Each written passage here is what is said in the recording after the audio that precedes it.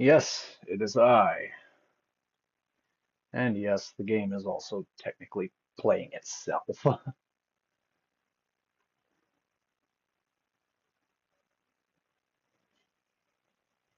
But anyway,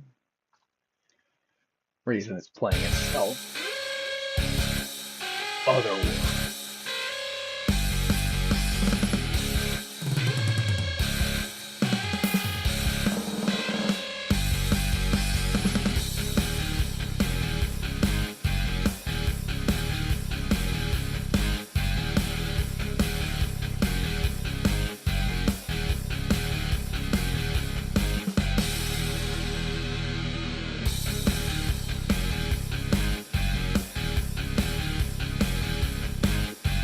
Oops.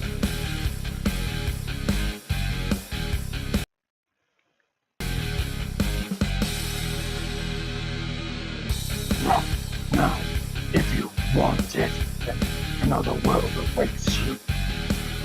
Don't you give up on it. You fight that hand that eats you.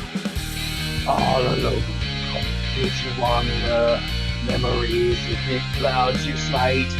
Fills your dreams, disturbs your slumber, lost your way, fallen night. How now aim is steady, another world awaits you. 1,000 years you ready, the other world takes you.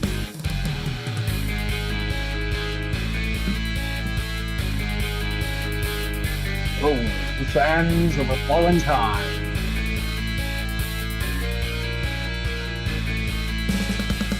Go into the sand and the dust in the sky. Now, no better than to do or to die. Free me, pray the faith to face from the light. Feed me, fill me with sin, now give them the fight. You know, you will, you know, you will, you know, you know that you will. You know, you know, you know, you know, you know, you will. You know, you will. Fight, fight, fight. Fight, fight, fight, fight. Fight, fight, fight, fight. Fight, fight, fight, fight, fight, fight, fight.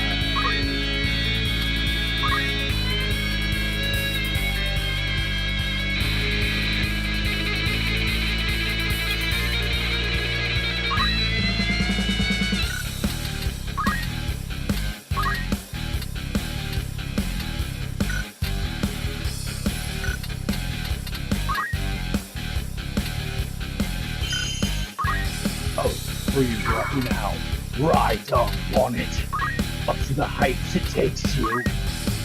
So, you, if you want it, another world awaits you. Wow, wow, wow, wow, wow, wow, wow, wow, wow, wow, wow, wow, wow, wow. Yes, indeed. That felt good. And I hope I wasn't too loud. My roommate has a headache and a bunch of other things. I'm supposed to keep his name private, so I will. But he got hit by a car the other night, and it it did it roughed him up pretty bad.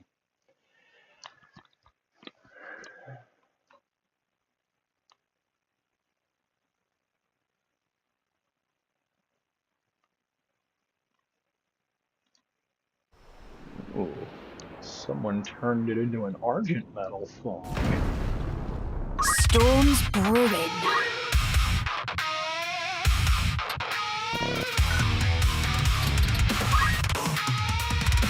Belinda sang Storms Brewing. Almost perfection for that.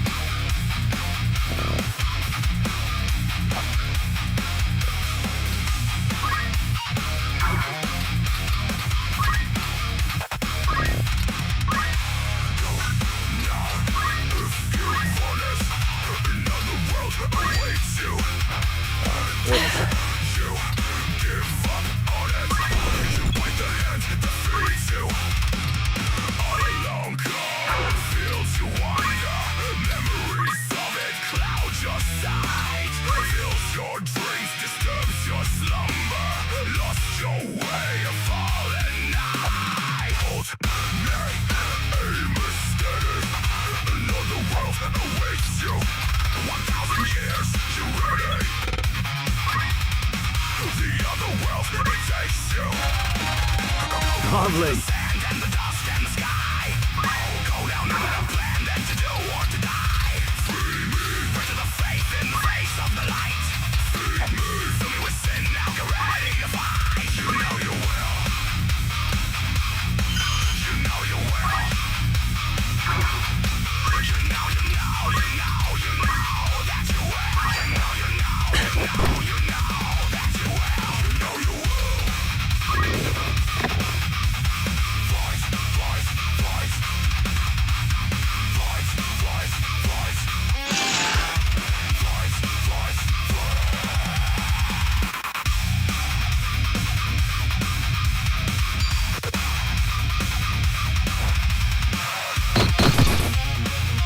And that gives her a free heal. Well, may as well be a free heal.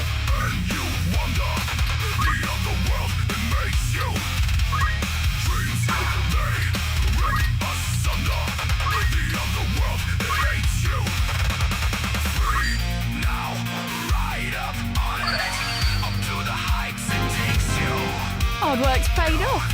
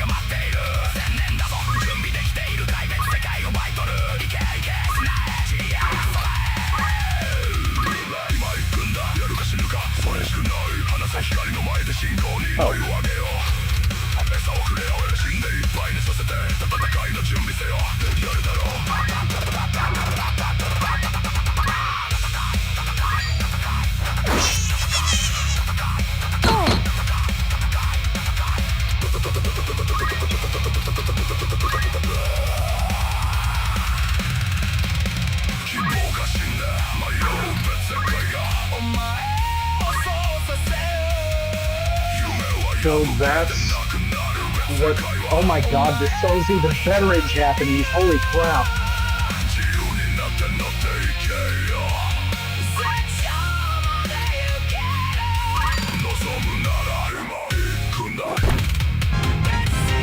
Gotta push on now.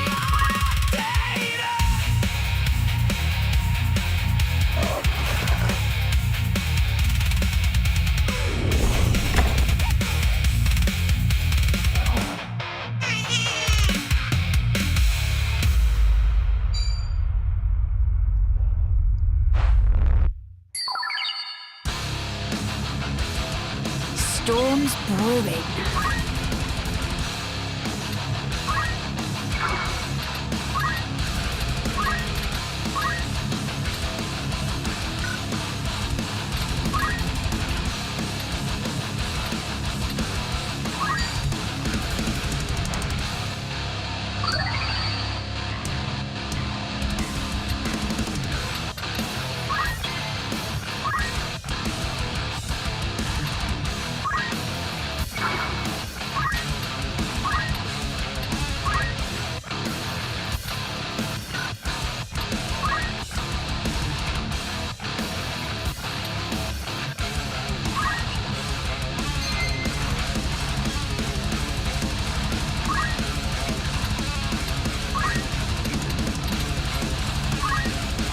Will this do? Much obliged.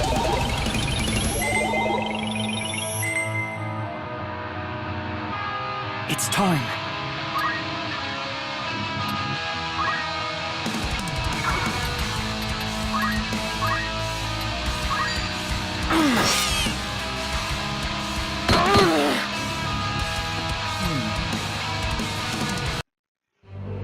I know I titled it vocal practice, but out of respect, Right.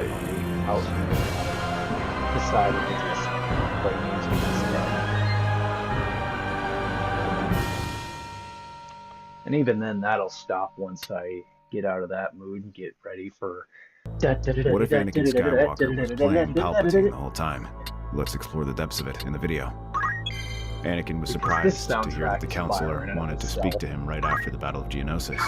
No doubt he wanted the details of what took place from someone who was there, but he wondered why he did not approach Obi-Wan or Padme, who were more experienced in this, or perhaps the Jedi Masters who led the rescue effort.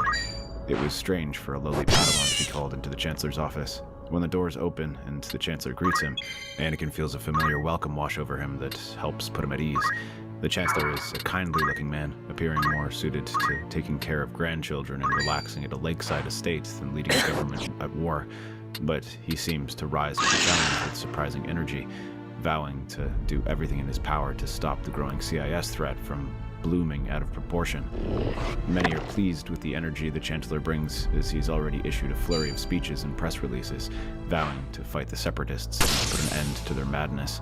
As Anakin enters now, he is interested in something else, wanting to speak of what happened and what he saw, not just in the arena, but before that, when he arrived to rescue Obi-Wan. So Anakin obliges and explains everything he's seen. The factories, the speeches made by Dooku, and how they are rolling out billions, if not quadrillions of droids, enough to simply sweep across the galaxy. By the way, this channel you're hearing Dooku is is Dark hoping Theorist. to amass a coalition He doesn't beyond use the CIS AI, Council, writes but his own from the script. disenfranchised worlds as well. I normally My don't do boy, shout-outs I for such a will not bigger lie. channel, but I What you really speak enjoy of this now, one. it is incredibly He's also got troubling a to Harry hear, Potter-related but I channel, understand too. that as Chancellor, I must know everything. So I thank you for this. I know it cannot be easy for you as well, given everything that's happened. These past few days have been trying, I admit. But rest assured, I will do everything I can to serve the Republic. That is very good to hear. In fact, I've heard good things about you from your master's report. My turn. When you were pursuing Count Dooku, you had encountered trouble, and Senator Amidala was nearly lost. Yes.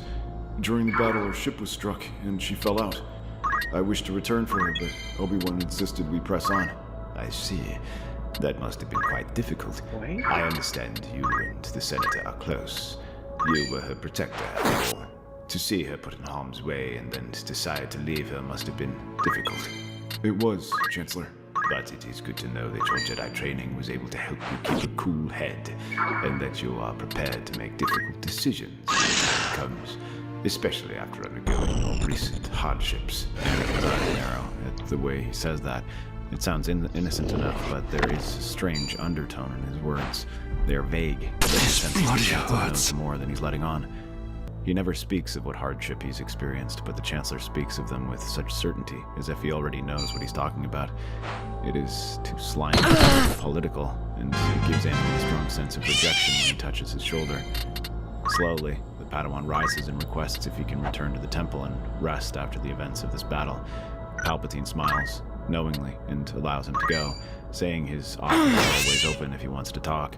Anakin nods in thanks for this and prepares to head back. However, upon his return, Anakin does not rest. Instead, he approaches Obi-Wan and asks him about what he learned on Geonosis from Dooku. His master explains that Dooku claims there is another Sith Lord among them.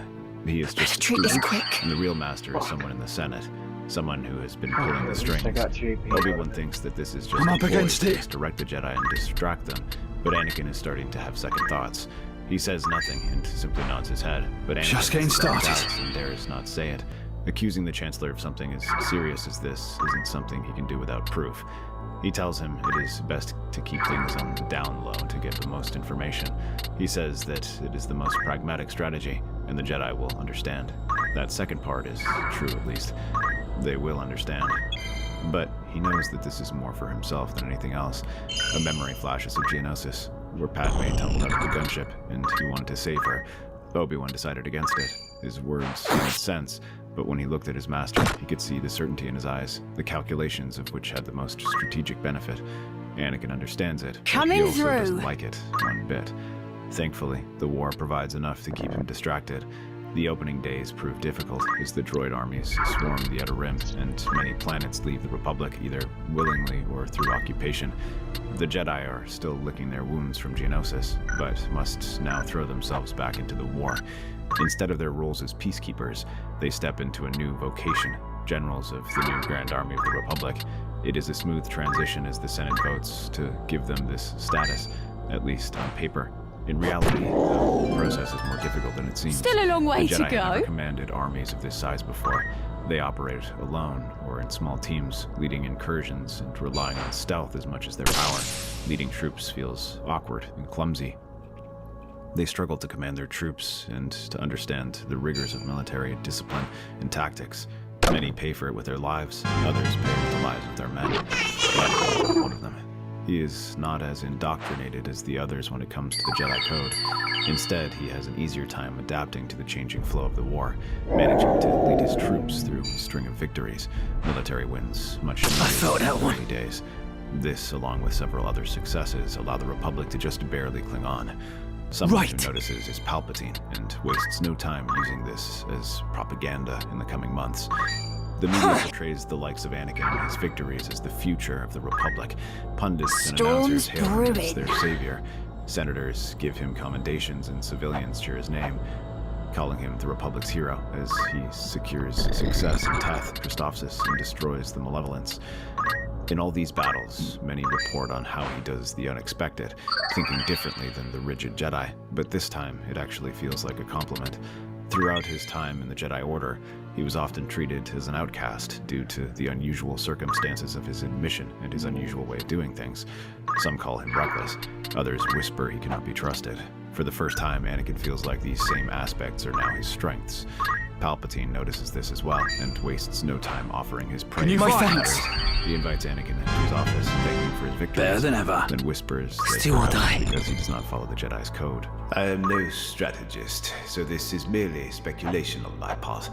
But the Jedi have a fixed way of doing things in the galaxy that is unrecognizable from the one now. The Jedi are the best. Oh, I do not deny that. I think the Jedi are doing what they can, and they must be commended. But these casualty reports are concerning. It has left many questions whether they are still fit to be the Republic's protectors. Those accusations are harsh, Chancellor. They are ignoring how much the Jedi must learn. They have never commanded troops. Indeed. And yet they have also nothing to show for their battles. Meanwhile, you have managed to achieve considerable success. It gets people talking and wondering whether they might learn more from you. Perhaps you should consider paths beyond the Jedi Order. What can be more than being a Jedi? That is a rather narrow-minded view of the galaxy, my boy. Many in the Order like to believe that their control of the Force is the ultimate source of strength, but it comes in many forms and many practices. Their control is neither absolute nor infallible. If that is the case, then why are the Sith such a grave threat? Anakin's eyes narrow at the mention of the Sith. It is the first time Palpatine ever mentions them, and it only raises his suspicions that the Chancellor is hiding behind his claims. However deceptive he may be, his words are not entirely false either. While he defends the Jedi, he is not blind to their shortcomings, and they become more apparent as the war drags on. Although they are fighting the war, he expects that they will at least try to Nothing maintain slows some me of the down. values they claim to protect. What? But they are abandoning their values with startling speed. The Jedi soon begin to fuck did I formulate their use? strategies based on what benefits the Republic rather than the people. He watches as they choose to abandon entire planets that serve no strategic interest despite having a massive civilian population. That's me They saying direct supplies to the front whatever. lines, leaving worlds in the mid-rim to face a food crisis, and they support Senate proposals to limit the CIS and by This extension, isn't funny. Senate's influence in the Republic. All of this is framed by a strategic necessity, but Anakin sees not it dead as yet. abandoning interests of the people. He tries to speak out about this to the Jedi Order, urging them to reconsider and trying to find ways to help the people, even without the Jedi support. He sends credits to them anonymously, or secretly has supply ships redirected that carry excess food and medicine. While they help, the Jedi are not blind to these efforts and reprimand him for this, reminding him that he is a Jedi and a servant of the Republic first. Meanwhile, Palpatine is there to provide him some support, giving him cover when he tries to help the people and subtly remind him of the Jedi. It is a manipulation tactic that Anakin recognizes. Coming However, he does through. not entirely fault him and accepts the help when he can get it, until he decides to approach the Chancellor. Anakin, what an unexpected pleasure. Let us leave the pleasantries behind and discuss what I think you truly wish to discuss. Oh? And just what is it that I want to talk about? The Jedi. You've spoken about their shortcomings and failures at length. It is clear that you have some strong opinions on them, and I'm ready to hear them. But in exchange, I want some honesty. My turn. My boy, I've always been honest with you. In fact, Chancellor, you have spoken to me about the Jedi at length and hinted at other powers. I'm here to tell you that if you have something to tell me, you can say it openly. I am no fool, and I know this is more than idle chatter. So all I ask is some honesty. Are you the Sith? Heaven's calling me. I knew you were a clever one, Anakin. To have figured this out so early, I must say that I am impressed. Sis, Yes, I am the Sith I'm Lord up that against runs. it now. Dooku is a pawn in this game. Make no mistake, though. The power I promise is real, and it is here for those who reach out and take it. And yet the Sith have not been able to defeat the Jedi. In the last 1,000 years, they did not even know you were around. Where is this power that you speak of? You are looking at it from the perspective of the Jedi. Yes, the Jedi have been the dominant force all these years, but consider this. For all their power, all of their influence and reach, they have not been able to expunge the Sith.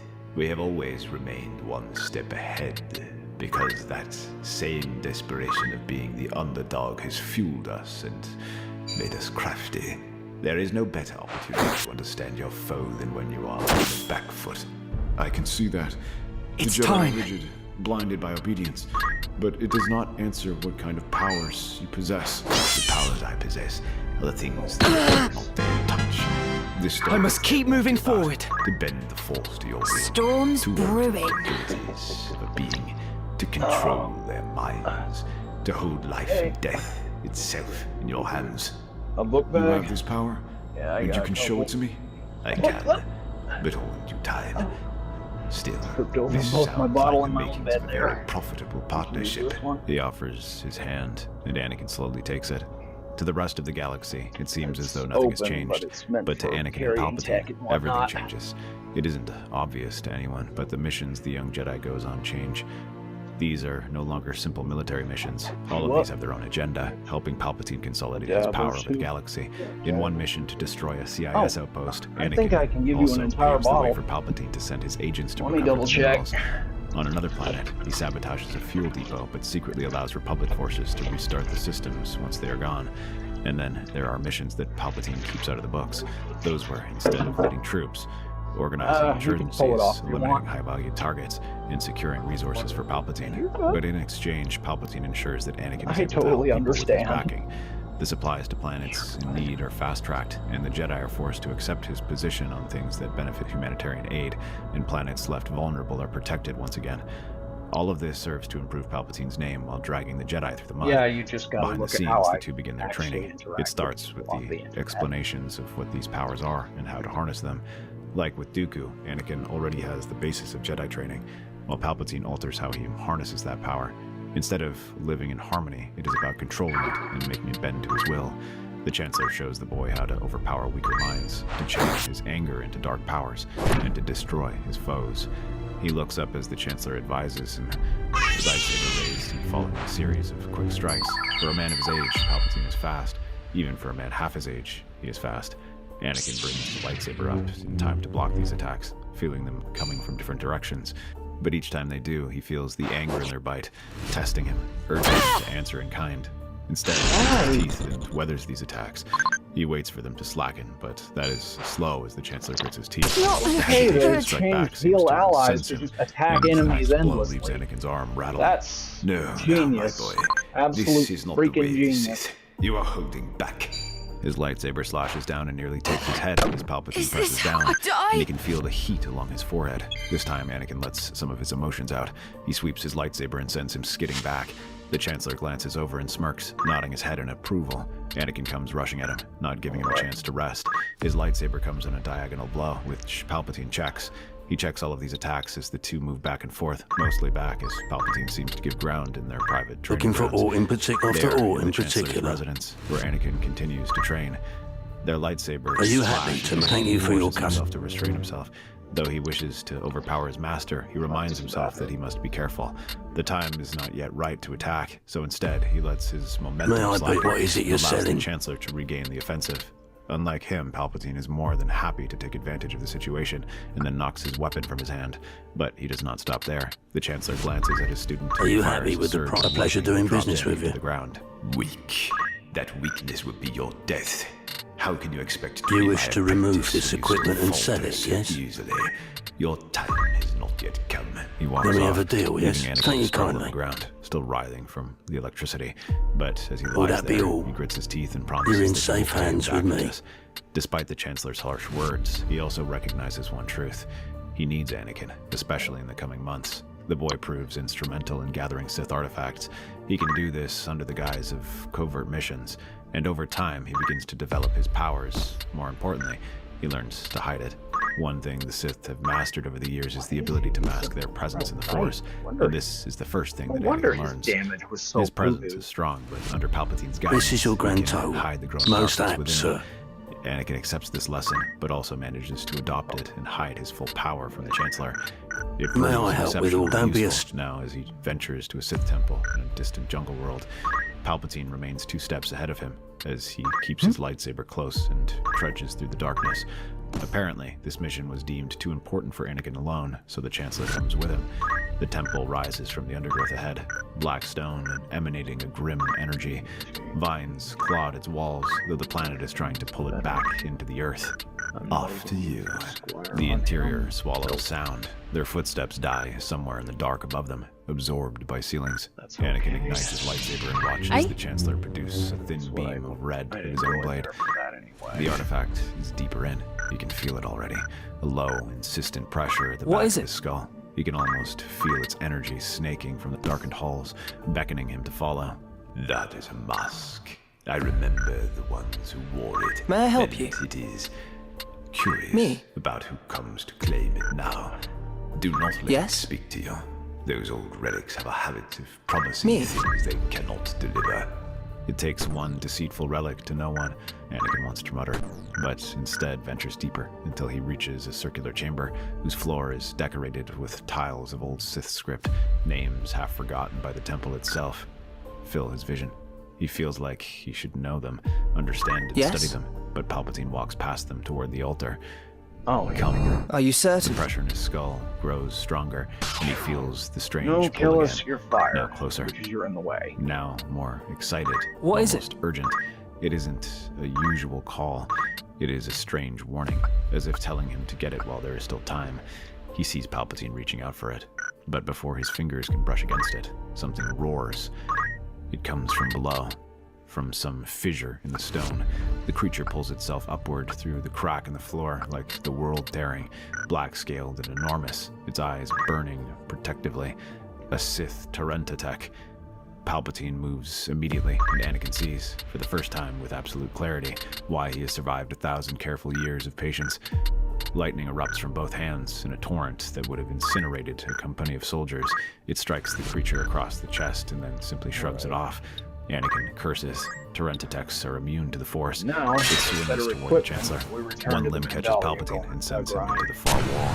Anakin's already moving, driving his blade into the creature's side. The wound smokes, but does not stop it. The beast turns on him and slashes its claws. Anakin rolls clear, feeling the ground shatter where he was standing. He looks across the chamber. Palpatine is rising, slowly, one arm braced against the wall, and then hurls boulders at the creature. Each one is as big as Anakin's torso and slams into the beast. It sends it staggering and gives the Chancellor a chance to leap in close and attack, his lightsaber flashing in a series of quick strikes. But for however fast he is, so is the Tarentatech, and it does not require force powers. Instead, the beast simply roars, smashing its fists on the ground or swinging its tail, forcing the Chancellor to leap from his attacks. His lightsaber flashes and scores a few glancing blows, but nothing can try to stop it. Once again, he finds himself getting ground, but instead of the controlled retreat from Ready when you are. is in true retreat as the ground around him becomes cracked or broken. Ready as ever. When the Because I'm Torrentitech noticing lets out a roar, it forces characters Palpatine to stick to cover It's time. as it overpowers his the exact defenses. opposite. He of what barely they're set sees to the do. tail before it swings. The Chancellor leaps out of the way, but stumbles Forward. and slams against the wall. When he looks at the beast, the panic is clear on his face, even in the dim light.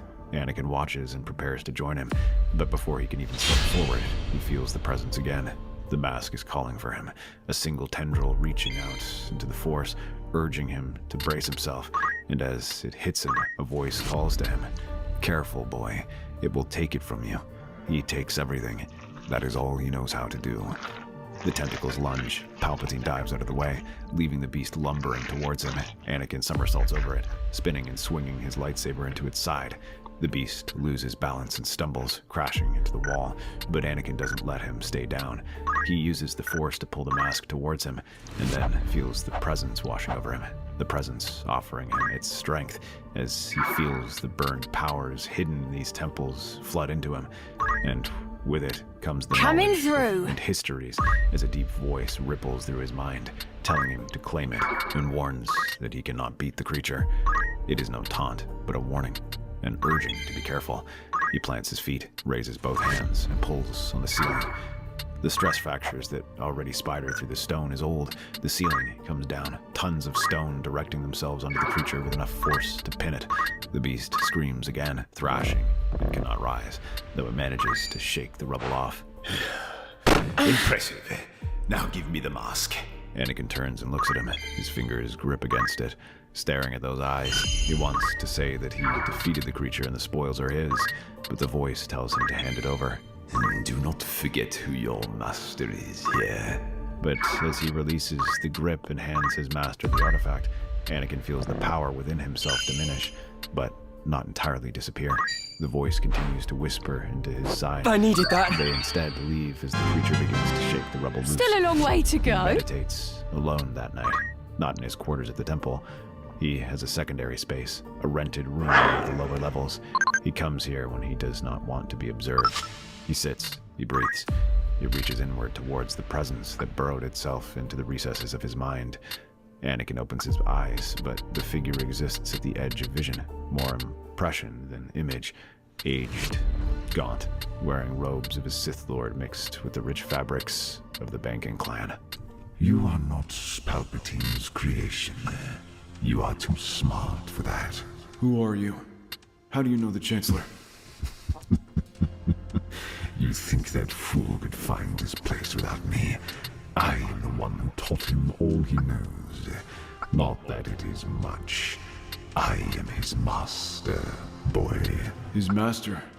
That means he killed you. Sadly, yes. But I lived. When he decided he learned enough, he decided to do away with me. So how are you still here? Because I am not a fool. I had placed contingencies in case my apprentice tried to get rid of me. He is a collector. He accumulates power, and he will never be satisfied. But he lacked the finesse that I had. To him, power is power. But I have always known power is science. To be understood and researched. Appreciate And ya. one thing a good scientist knows is to always have a backup plan. I sense you understand that. The power my former apprentice promised you is real, but he has only shown you the surface of it. Then talk. And so he does, explaining the powers that Palpatine spoke of, the ones that can prevent others from dying. He admits they exist. Plagueis spent most of his life researching them, but what the Chancellor speaks of is not what Anakin thinks. Perhaps I'm bad It at is not some things. elixir to immortality or an ability to heal someone. It is something more technical. Essence transfer, the ability to move one's consciousness from one body to another, but that is only half the power. Ivalice. The Sith Lord gestures, and the shadows in the room coalesce into two distinct shapes, one bright and pulsing, the other dark and consuming. They orbit each other like binary stars. Right. And the other? Force drain. The absorption of life energy from another being, not merely killing. Consumption. Taking everything they are, everything they have, and making it their own. He lets the two shapes drift apart, then forces them back together. They resist, sparking against each other until suddenly they merge, bright and dark, spinning as one. These two abilities represent the two sides of the Force itself. Life and death, giving and taking, creation and destruction. One cannot exist without the other. This is the truth the Jedi refuse to accept. The light defines dark. That dark gives life meaning. Storms It is the brewing. truth Palpatine has never understood. He seems to understand the dark side well enough. He understands hunger. He understands domination, control, the taking of power. He only cares about his own life, his own continuation. He drains the galaxy of its vitality without understanding it. Do you know what that makes him? A parasite. To bring me back, truly back, you must use essence transfer to create a vessel for my consciousness. And you must use force drain. The room feels colder. Anakin rises from his meditation, Now I'll show facing ya. toward the single window that looks out onto Coruscant's endless depths. The thousands of lights blink in the distance, speeders tracing lines of fire through the urban canyons. The artifact sits in Palpatine's private vault for 3 weeks in the Outer Rim. It is too dangerous to keep it close, so the Chancellor keeps it somewhere off-world and plans to study it when things quiet down. What he does not realize is that the mask has already chosen its true wielder. Plagueis uses his presence in the mask to send out spikes of energy, ones the Jedi will notice, and Anakin makes sure it does. He sends anonymous reports of strange energy readings using the Sith Ghost's old frequencies in the banking cloud. Information brokers ensure this reaches the Jedi. The Chancellor sees this and immediately has the mask removed from its facility to another laboratory.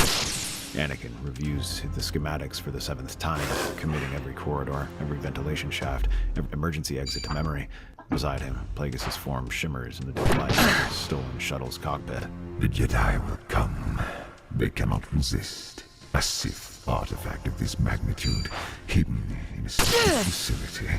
It confirms every suspicion My they've turn. harbored about Palpatine. They don't know it's him yet. They think they're investigating a rogue operation. Separatist remnants, maybe. But they will come. I'll request assignment to the recovery team. Tell them I want to ensure nothing goes wrong. The strike team assembles in the hangar. 6 Jedi, handpicked by Master Mace Windu himself. Knights and masters, veterans of the war's bloodiest battles. Anakin stands among them. He recognizes some of them as the transport lifts off, carrying them toward the Khan sector, toward the asteroid, toward the artifact that has been drawing Anakin closer for weeks. On the journey, he meditates. He reaches instead for the darkness Plagueis has been cultivating in him. The anger, the hunger, the cold, precise understanding that power is meant to be taken. You will kill them. All of them. Not because you hate them, but because they deserve it. You will kill them because they are in your Coming way, through. and you cannot afford to hesitate. I shall. Poor fools. But there is no time to contemplate as they Really? reach the facility. Its defenses crumble faster than expected. Anakin fights alongside the Jedi strike team, his blue blade flashing in the dim corridors, shattering security droids and disabling security systems. But they're not without casualties. One by one, the Jedi fall. Not to him, not yet, but to the automated Storms defenses, to the brewing. security droids which Anakin silently directs towards them before disabling them. By the time they reach the central vault, only 3 remain. Master Kalar can feel the artifact, and so can Anakin. Don't But go as they open dying the on door, me. They find someone else. Palpatine stands in the center of the chamber, the mask floating above his outstretched hands, red light beams from its eye sockets. The lights go out. When they flicker back on, Palpatine is no longer an old man. He moves like water, like a shadow. His red blade ignites, and the first Jedi dies before she can raise her weapon in defense. Anakin watches his own blade held ready. Kalar lasts 30 seconds before his severed saber clatters to the floor, and his body follows. He manages to drive Palpatine back with the Force before another lightsaber bursts from his chest. You could have jumped in sooner. I wanted to see how you fight when you're not holding back. And I'm disappointed. The darkness that surges from him is not the clumsy, hungry darkness Palpatine has been cultivating. It is something else entirely. Controlled, precise, ancient. The mask responds to it with recognition, pulsing with approval. What? It's time. Essence transfer. You know it, don't you? The ability to cast your consciousness into another body, to cheat death. but you never really learn the other half. Their sabers clash, blue against red, light against dark. And for the first time in their training, Anakin does not hold back. He does not restrain himself. He unleashes everything. Palpatine curses and blocks the strike, but feels his hands rattling from overwhelming power I'm not as the dead chamber yet. shakes around them.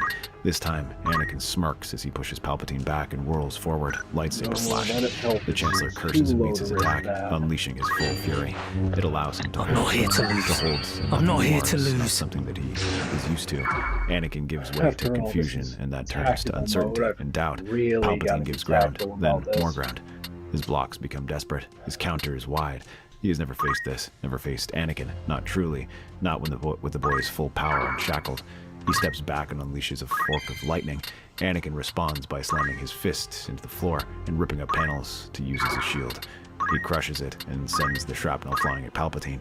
The Chancellor whirls his lightsaber in a desperate arc, sending them flying aside. But as he does, Anakin's hand comes out and reaches into Palpatine's, holding him in place, starting to drain him. The technique Plagueis taught him in secret, in shadows, in the hours where Palpatine believed his apprentice was sleeping. The ability to pull life from another being, to consume their strength, their vitality, their very essence. Palpatine screams, and Anakin feels the Chancellor's power flow into him. Decades of dark side mastery, centuries of accumulated knowledge, the raw, terrible strength that allowed him to hide from the Jedi for so long. It burns going down, scorching channels in Anakin's soul that he did not know existed.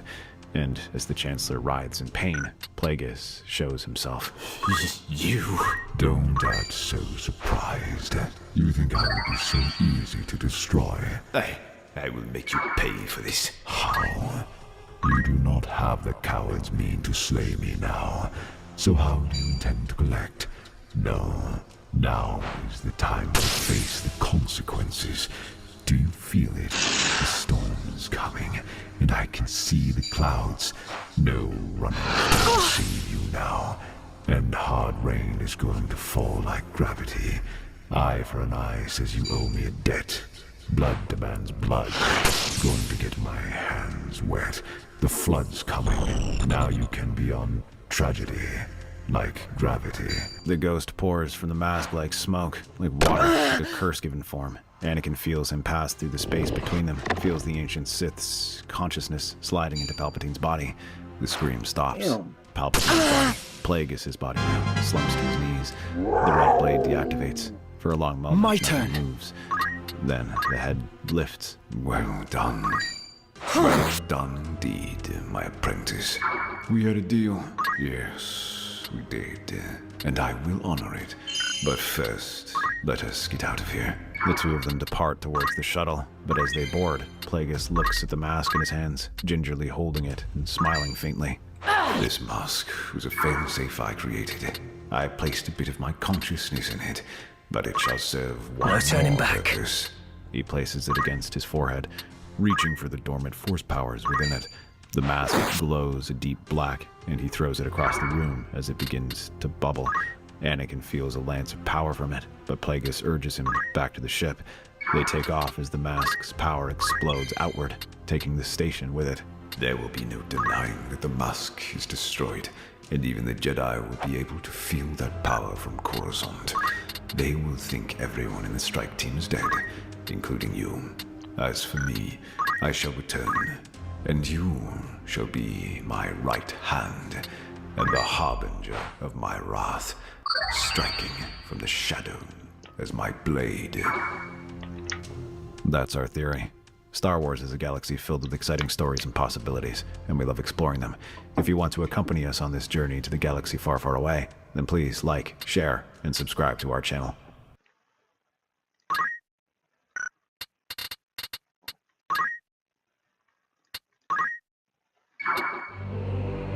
Darth, theorist, rise.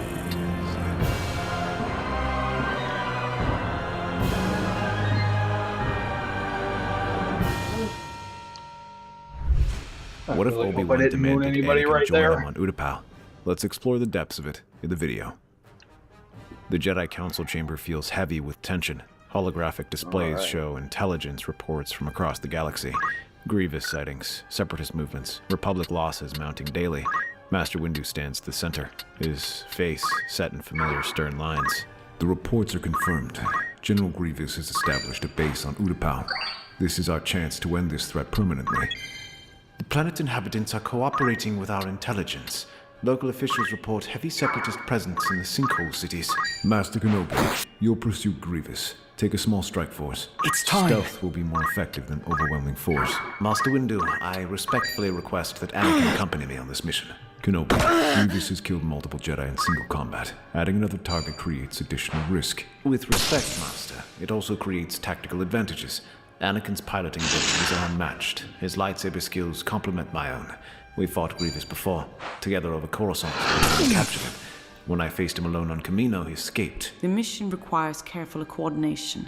2 Jedi might complicate stealth approaches. Or provide flexibility we need when stealth fails. Grievous is not just skilled, he's unpredictable. Having backup isn't just wise, it's necessary. Strong in the Force, young Skywalker is. But stronger still, the bond between master and student.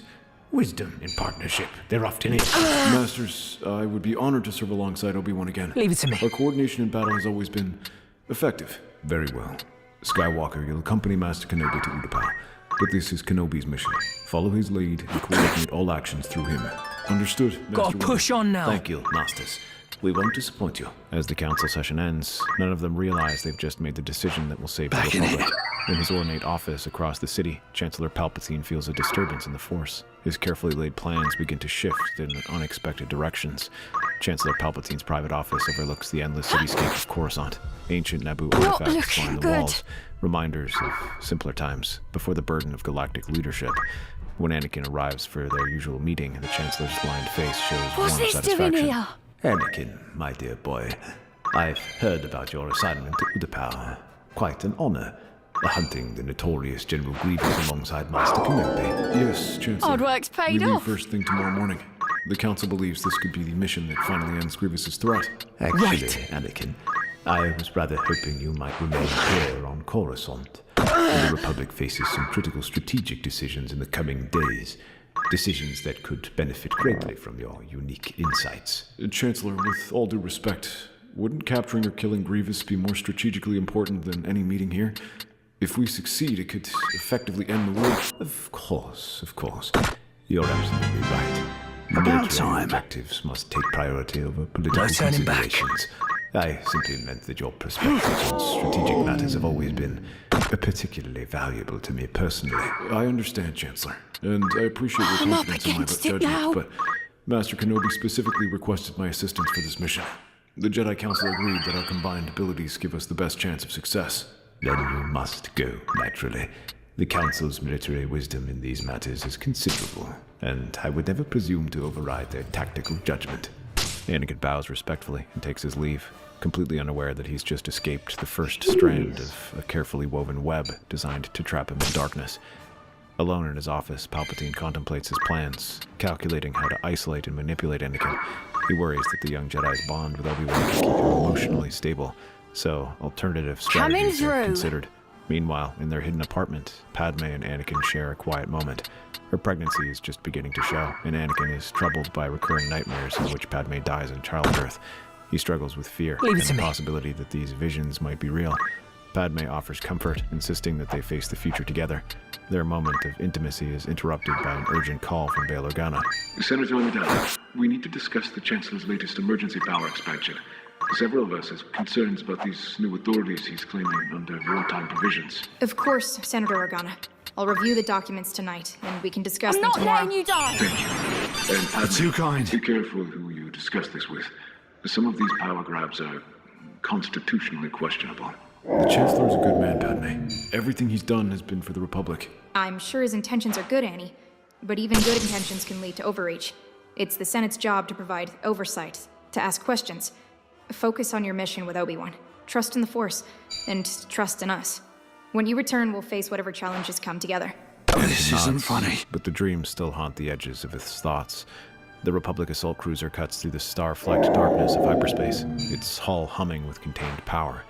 In the ship's this small rate- meditation chamber, Obi-Wan and Anakin sit across from each other in familiar positions, preparing their minds for the battle ahead. I must You press seem on. distracted, my young friend. Your thoughts are clearly elsewhere. I don't know. It's nothing.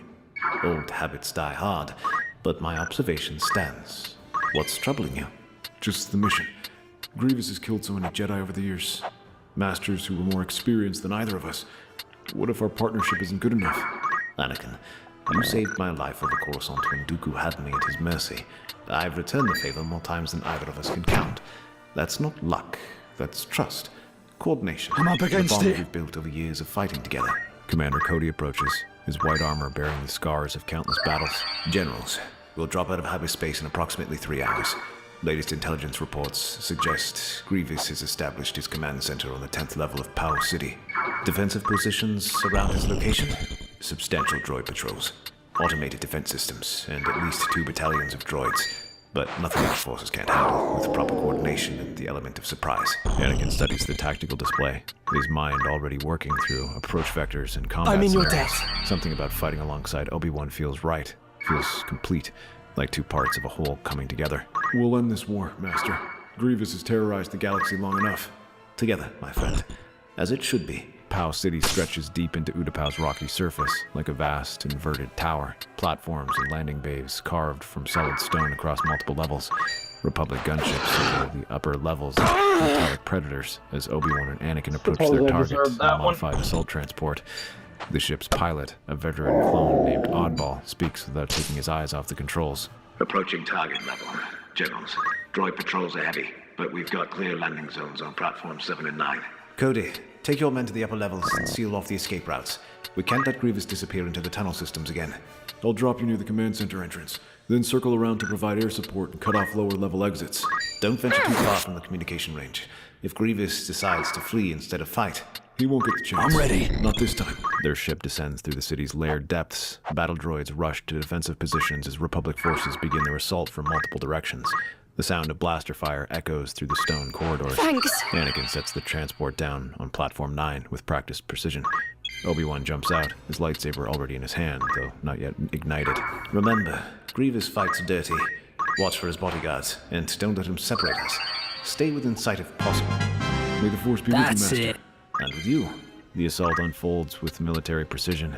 Clone troopers advance from multiple vectors while the 2 Jedi move toward Grievous's command center.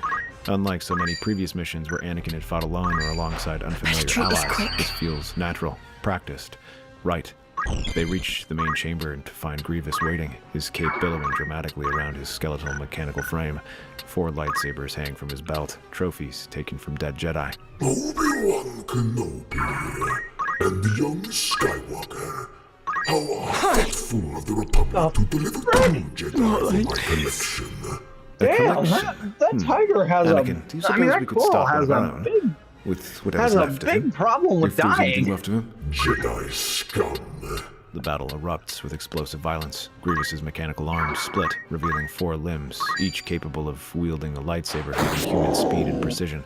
Blue and green plasma blades spin in deadly arcs Still a long as the way to cyborg go. launches his assault. Obi-Wan moves to engage directly, creating a defensive barrier of light, but Grievous has learned from their previous encounters. He knows Kenobi's patterns, his preferences, his weaknesses.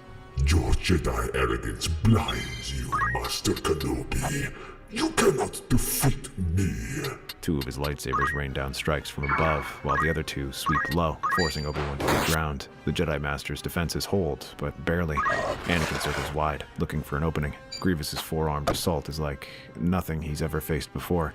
Each limb operates independently, creating attack patterns no single opponent could match. Master, his left side. Obi-Wan ducks low as Anakin leaps over him, the blue blade seeking the gap in Grievous's guard. But the general is too experienced, too fast. His upper left arm deflects Anakin's strike, while his lower right nearly disembowels the younger Jedi. Good thing we already took care of Dooku. He's faster than before. I have been trained in your Jedi arts by Count Dooku himself. You cannot match my power. The cyborg's assault intensifies. 4 lightsabers move in perfect coordination. High, low, thrust, sweep, creating a web of deadly energy that forces both Jedi back. Anakin, his coordination depends on his central processor. If we can overload his systems... Keep him busy. Working together, they begin to pressure Grievous from opposite sides. When the general attacks Obi-Wan, Anakin strikes from behind. When he turns to face Anakin, Obi-Wan presses forward. It's not enough to break through his defenses, but it forces him to Save my constantly bacon! adjust, to think about multiple threats. Stand still and die like the Jedi cowards you are. The duel rages across the platform. Sparks fly as the lightsabers clash against metal walls. The sound of combat echoes through the cavernous space. Then Grievous makes a mistake. Focusing too intently on Anakin's aggressive assault, he leaves his back exposed for just a moment. Obi-Wan's blade sliced 2 of his mechanical arms, sending them sparking to the floor. My thanks. Hard work's paid off. With only 2 arms remaining, his coordination is broken. The perfect balance that made him so deadly is gone. Well, not just any Jedi, Grievous. Working in perfect harmony, they corner Grievous against the platform's edge. Anakin's final strike sends the General's remaining lightsabers flying into the abyss below. Desperate, Grievous attempts to flee, but Obi-Wan has anticipated this. His blaster, taken from a fallen clone trooper, finds its mark in the General's chest cavity.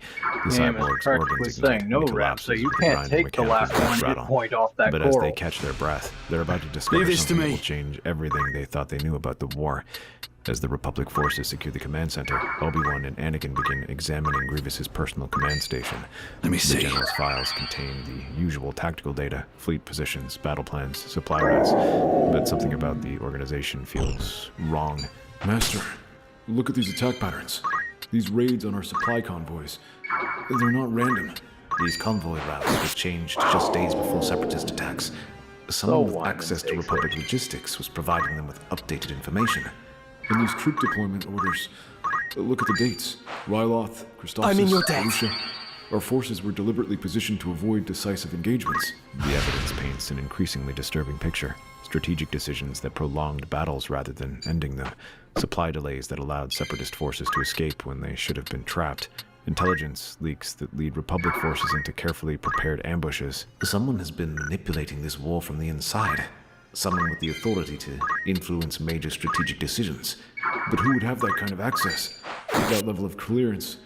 The Strategic Planning Committee, the Senate Emergency Council. They both reach the same conclusion at the same moment, but neither wants to voice it aloud. Commander Cody approaches with a data storage device and several clone intelligence specialists. Generals, we've secured all Separatist communication equipment. Not a The local problem. empowerment officials helped us recover encrypted files that the droids tried to delete. One of the intelligence specialists, a clone sergeant named Wire, steps forward with additional findings. Sirs, we found something else. Grievous received strategic updates about Republic troop movements before several major battles. The information was too accurate, too detailed to be from normal intelligence gathering. Copy everything. Use triple encryption and transmit directly to the Jedi Council through secure channels. Bypass normal military communications. If there's a leak, we can't risk using compromised systems. If someone's been feeding information to Separatists, they might be monitoring our standard communications too. As they prepare to leave Utapau, neither Jedi fully comprehends that they've just uncovered the first threads of the greatest conspiracy in the galaxy. The Jedi Council chamber feels charged with tension as Obi-Wan and Anakin deliver their report. With Grievous dead and Separatist forces collapsing across the galaxy, other masters have returned from their missions. Yoda from Kashyyyk, Coleman Trevor from the Outer Rim, Luminara from Maigito. The war appears to be winding down, but their discovery on Utapau casts everything in a darker light. Supply route changes, strategic delays, intelligence leaks to Separatist forces. These patterns suggest systematic manipulation at the highest levels of Republic government. The level of access What is it? required for these kinds of strategic alterations. Very few individuals possess such authority. Disturbing these findings are, but alone circumstantial evidence stands. More investigation require we do. Master Yoda, the patterns are undeniable. Someone with Republic authority has been actively helping the Separatists, not just through negligence, but through deliberate sabotage. The tactical decisions documented here make no strategic sense unless the actual goal was prolonging the conflict rather than achieving victory. Accusations of this magnitude require proof beyond Perhaps circumstantial this one, that evidence. one's good too. We must be absolutely certain before taking any action. But we cannot ignore what's been discovered. If there is a traitor at the highest levels, Review past operations, we will. Look for similar patterns in other campaigns, we must. If systematic manipulation there has been, more evidence of it, find, we will. The Council assigns each master specific areas of investigation. Battle records from Geonosis, Camino, and Jabim. What is it? Supply manifests from the past 2 years. Communication logs from key strategic meetings. Yeah, the all will reason be examined for that signs of MSA deliberate GP sabotage. was so high Meanwhile, in in the spite Senate of complex, being, Padme and Bail Organa conduct in their own spite quiet of investigation. being The Chancellor's emergency powers unused, have number one, expanded far I beyond have their the item original solubility constitutional scope. equipped, and number He's two, claiming authorities that simply just don't exist in spillover Republic JP's law. thing, And when we try to question these extra expansions JP in committee, gain from, other senators seem from other reluctant players to on challenge attention, even on minor using the procedural same issues. class, I've that noticed the also same counts for pattern. something. It's For as instance, I if have many two of our chemists colleagues right are now. afraid to So speak against chemist him, is gaining even when his so actions chemist is, clearly as a overstep general executive rule, bounds. gaining a The lot investigation more spreads quietly through trusted networks, each thread of evidence revealing more disturbing patterns of manipulation and control. In his ornate Chancellor's office, Palpatine receives intelligence reports that deeply trouble him. The Utapau findings have been classified beyond his normal security clearance. Jedi communications are using encrypted protocols he cannot break. Senate meetings are occurring without his advanced knowledge. Worse, his carefully maintained influence over key senators seems to be wavering. Questions are being asked about his emergency powers. Constitutional scholars are reviewing his recent executive orders. His master plan, decades in the making, requires precise timing. Anakin must be emotionally compromised and isolated. The Senate must be completely dependent on his leadership. The Jedi must be scattered and vulnerable. But Anakin remains on Coruscant, fighting alongside Obi-Wan, emotionally stable and anchored by his master's supportive presence. The Senate grows increasingly suspicious rather than more dependent. The Jedi are investigating as a unified group rather than operating in isolation.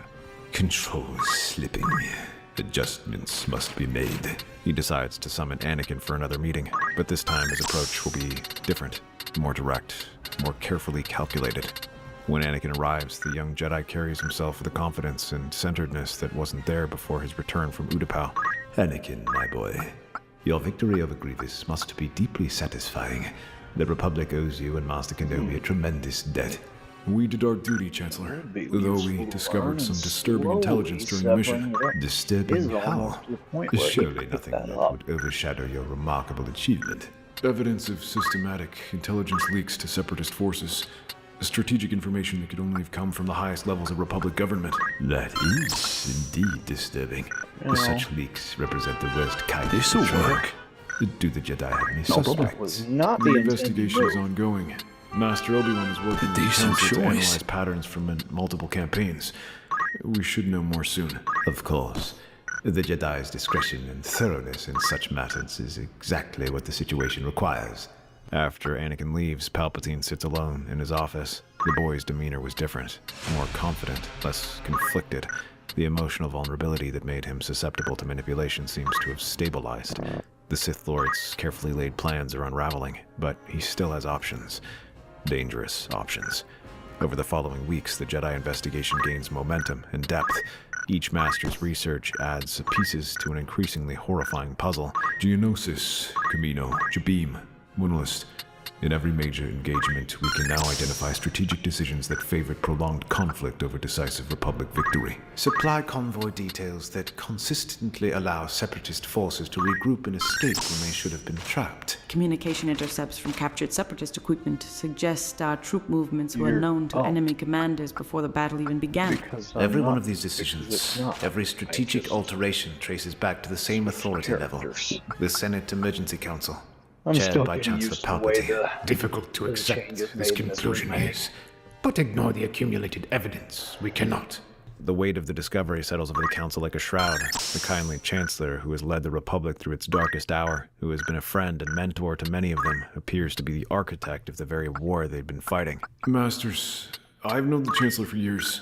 He's been a mentor, a guide. The idea that he could be behind all this... I know this is difficult, Skywalker, but we must follow the evidence where it leads. Your relationship with the Chancellor may actually be an advantage. You can observe his behavior, his reactions, without arousing suspicion. Anakin produces the small recording device, standard to Jedi intelligence operations. I've been documenting my recent meetings with him. Nothing obviously incriminating, but his questions, his interest in our investigation, it feels different. More guarded. He activates the device, playing back several conversations. On the surface, the words are innocent, appropriate concern from a Republic leader, but the tone, the subtle probing for information, suggests someone fishing for intelligence about the investigation. Careful he has become. Aware that scrutiny increases, he is. We have enough evidence to justify action, but this must be done through proper legal channels. Senator Organa and Senator Amidala have been investigating the Chancellor's emergency power expansions. They might provide political backing we need for legal arrest. If we're wrong about this... Destroyed we will be. But if right we are, and act we do not, consumed by darkness the Republic will be. In a secure conference room deep within the Senate building, an unlikely alliance forms. Jedi Masters sit across from Republic senators, sharing intelligence that could shake the galaxy's foundation. Bail Organa reviews the evidence with the careful attention of an experienced statesman. The patterns of strategic manipulation you've documented align perfectly with our findings about emergency power expansion. Authorities claim without constitutional basis, executive orders that bypass Senate oversight. I see. We've also identified financial irregularities, military contracts awarded without proper bidding, supply purchases that don't match actual delivery records. If the same authority behind these strategic manipulations is also bypassing constitutional controls, then we're dealing with someone who's been systematically undermining both the military effort and the Republic's democratic institutions. The room falls silent as the full scope of the conspiracy becomes clear. We can provide constitutional authority for an arrest based on the accumulated evidence. Treason, violation of oath of office, conspiracy against the Republic. But it must be done carefully, legally. Any procedural mistakes will be used to discredit the evidence and destroy us all. Formal charges filed with the Senate Judiciary Committee. Arrest warrants issued through proper constitutional channels. Multiple witnesses present during the arrest. Decent choice. Transparency. Dangerous this confrontation will be. If cornered, desperate actions he might take. Which is why we go in force. Multiple Jedi, Senate security, legal observers, everything documented, everything witnessed. The plan takes shape like a military operation, but one bound by law rather than tactics. The next morning, Chancellor Palpatine works alone in his office, reviewing reports from across the galaxy. He can sense the shift in the force around him, patterns of activity that suggest careful coordination among his enemies. The door chime announces visitors. When it opens, Mace Windu enters with Kit Fisto, Ajen Kalar, and CC Teen. Behind them, Senate security personnel What do you want? carry Need official something? documentation. Making preparations? Yes, Chancellor Palpatine. By constitutional authority of the Galactic Senate, and based on documented evidence of treason against the Republic, you are under arrest. Master Windu, surely there has been some mistake. On what possible grounds could such accusations be made? Systematic manipulation of military strategy to prolong the war, intelligence leaks that aided separatist forces, expansion of emergency powers beyond constitutional authority, Making preparations? strategic decisions that make no military sense unless the goal was perpetuating conflict rather than achieving victory. These are serious accusations based on what I can only assume is circumstantial evidence. Military decisions are complex, Master Windu. Outcomes that appear questionable in hindsight may have been the best options available at the time. Chancellor, we've documented proof of intelligence leaks that could only have come from Making your office. preparations? Accusations can be fabricated, Master Fisto. Documents can be altered. I've devoted my career to serving this republic. Sir, Good day to please you. come with us. You'll have full legal representation and due process. This is madness. You're staging a coup against a legitimate government.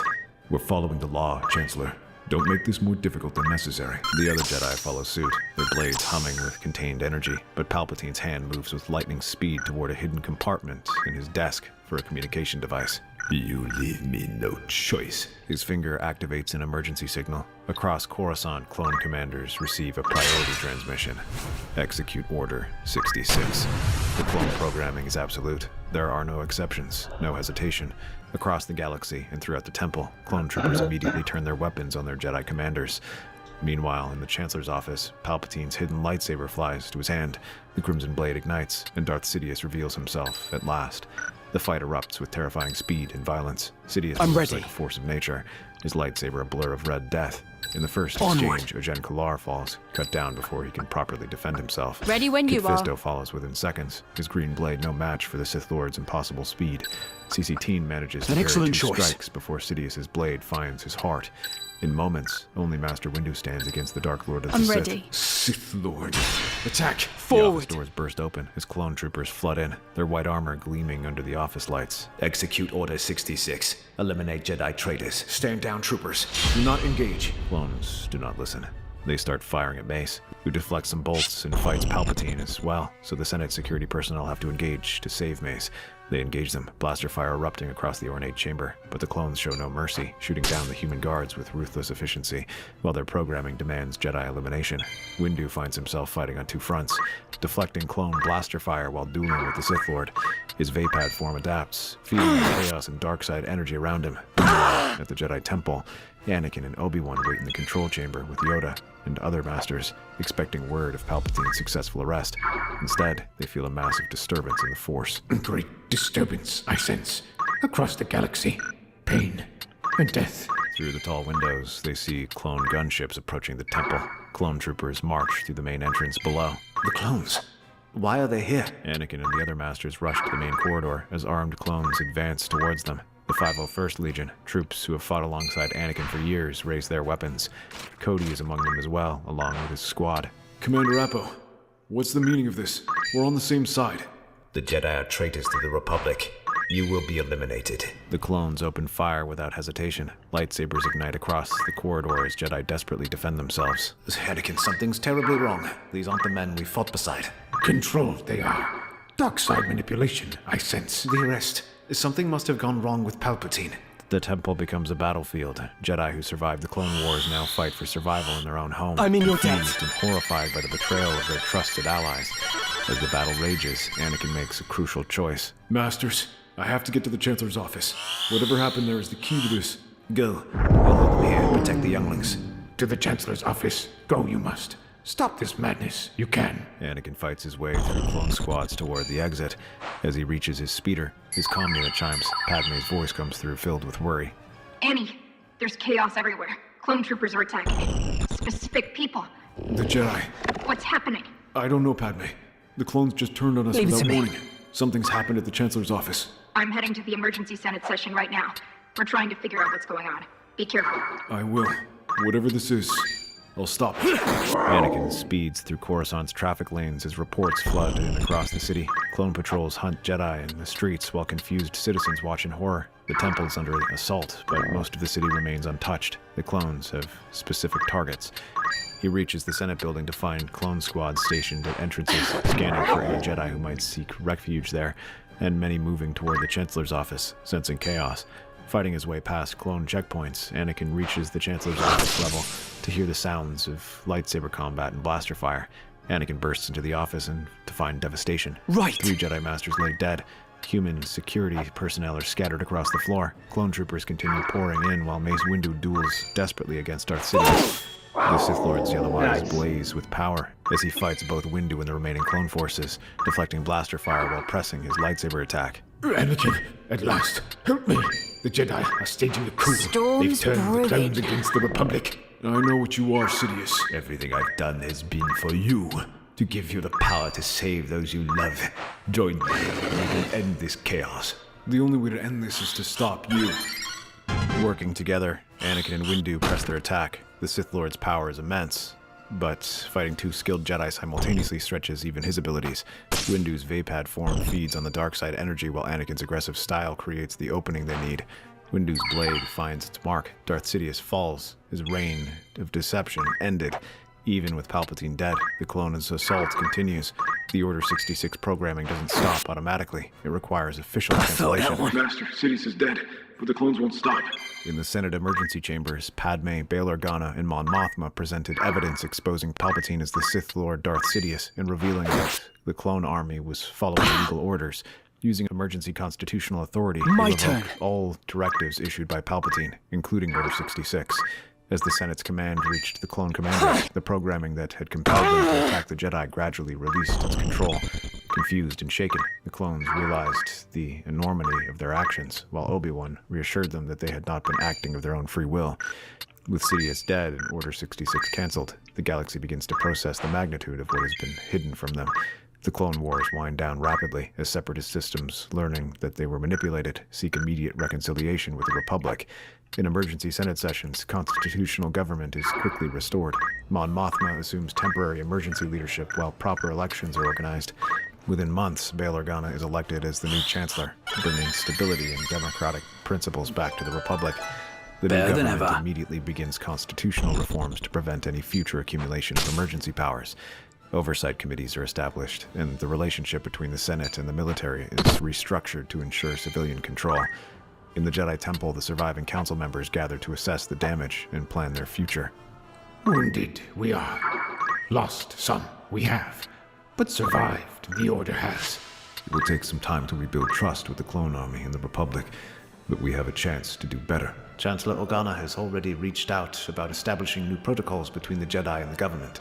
No more secret missions. No more political appointments to the council. Anakin sits quietly, processing everything that's happened. His fears about Padme seem distant now, irrelevant compared to the larger tragedy they've all survived. Master Obi-Wan, if you hadn't insisted I come to Utapau with you. The Force guided us both, Anakin.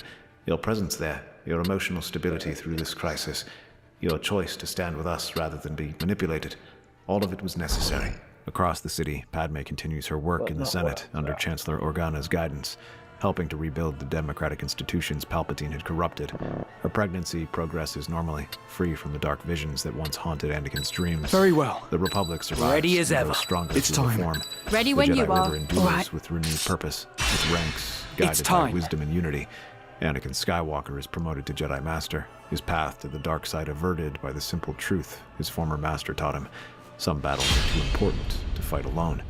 Time passes, and on Naboo, Padme gives birth to their twins, Luke and Leia, while the galaxy remains unaware of their marriage, held in quiet trust until the day they are ready to reveal it. The family and the Republic now look toward a future built on hope, justice, and love. That's our theory. Star Wars is a galaxy filled with exciting stories and possibilities, and we love exploring them. If you want to accompany us on this journey to a galaxy far, far away, then please like, share, and subscribe to our channel. At least you can do that now. It used to just be, okay, hey, you gotta play out the battle, and now you can actually run from them, which is... What is it? No problem. Rise. I don't look up this one meant to be the healer. What if the sun showed Obi-Wan Anakin's future? Let's explore the depths of it in the video. Before we begin, shout out to our channel Sith Lords. Sith Lord 906, Elizabeth Calvert, a unique name people are inspired by, Danish Dragon, honestly, Truest though, Man, Lux, I'm gonna Wilmore, take a Luke break. Wright, Galdwin, Mandalia Lewis Plains Perkins, is a bit of a MacJack grind. 984, I won't deny Carlix that. Averin, But hey, Lord at least Dread, it's not as much of a grind as Final Fantasy XIV. Evo, Wyatt, Besides, around the 1028, time I'm Edix level Shadil, 5 to Dom 7, I'll be able to Joshua get, Graham, I'll be able Tiller to clear Plays Dorfer Games, with no Wolf problem. Triggerman, Butoke Man 1200, Especially once I 616 upgrade, Zeta, and Unknown. We I appreciate upgrade, you. Wyman Let's begin. to a thief. The ancient monasteries of Mortis shimmer with ethereal light as Obi-Wan Kenobi stands alone in the courtyard, waiting. Anakin has gone to confront the sun, leaving him there with Ahsoka and the ship. The air feels wrong, too still, too charged with something he can't name. Then, the sun materializes before him like smoke given form, his eyes burning with malevolent intelligence. Master Kenobi, I've been curious about you. Obi-Wan's hand drops to his lightsaber hilt, but doesn't ignite yet. If you're looking for Anakin, I know where Skywalker is, but I've realized something, Kenobi. You're the key, not him. You hold his leash. You guide him. You restrain him. The sun circles him like a predator. Obi-Wan turns with him, maintaining the distance between them. I'm his friend. His brother. That one I couldn't Then give let to me him. show you what kind of brother you truly are. Before Obi-Wan can react, the sun's hand shoots forward. Dark energy envelops him. The world fractures into 1,000 shards of terrible possibility. Visions slam into Obi-Wan's mind like physical blows. He sees through his own eyes, but not his own timeline. The first vision, the Jedi Temple. Night has fallen. Smoke pours from windows. Fire reflects off polished corridors. He's walking through halls, and everywhere, there are bodies. Masters, knights, Padawans. He enters the cold chamber, small figures huddled in the corner. Younglings, children no older than 8 or 9. Their training sabers scattered uselessly on the floor. Their eyes are wide with terror as they look at something behind them. He turns. Anakin walks through the doorway, but this isn't Anakin. The eyes are wrong, golden and burning with Sith corruption. His blue lightsaber hums in his hand.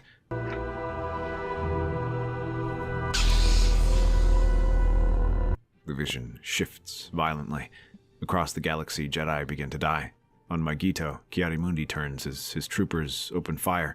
On Felucia, Aayla Secura falls riddled with blaster bolts from the men she trusted. On Cato Nemoidia, Plo Koon's fighter explodes in the sky. The Senate chamber. Palpatine, Emperor now, stands before thousands of senators. Padme is there, watching in horror as democracy dies to thunderous applause. The Republic becomes an empire. The Jedi Order is declared enemy of the state. Hunted, exterminated.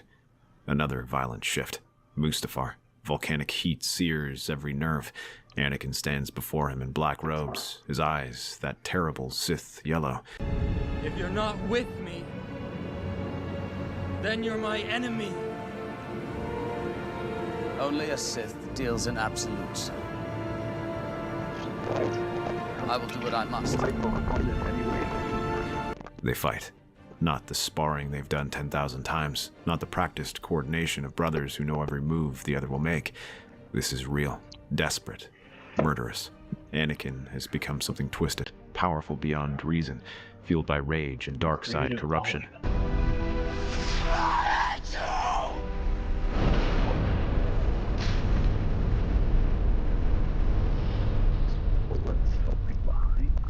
You were my brother, Anakin!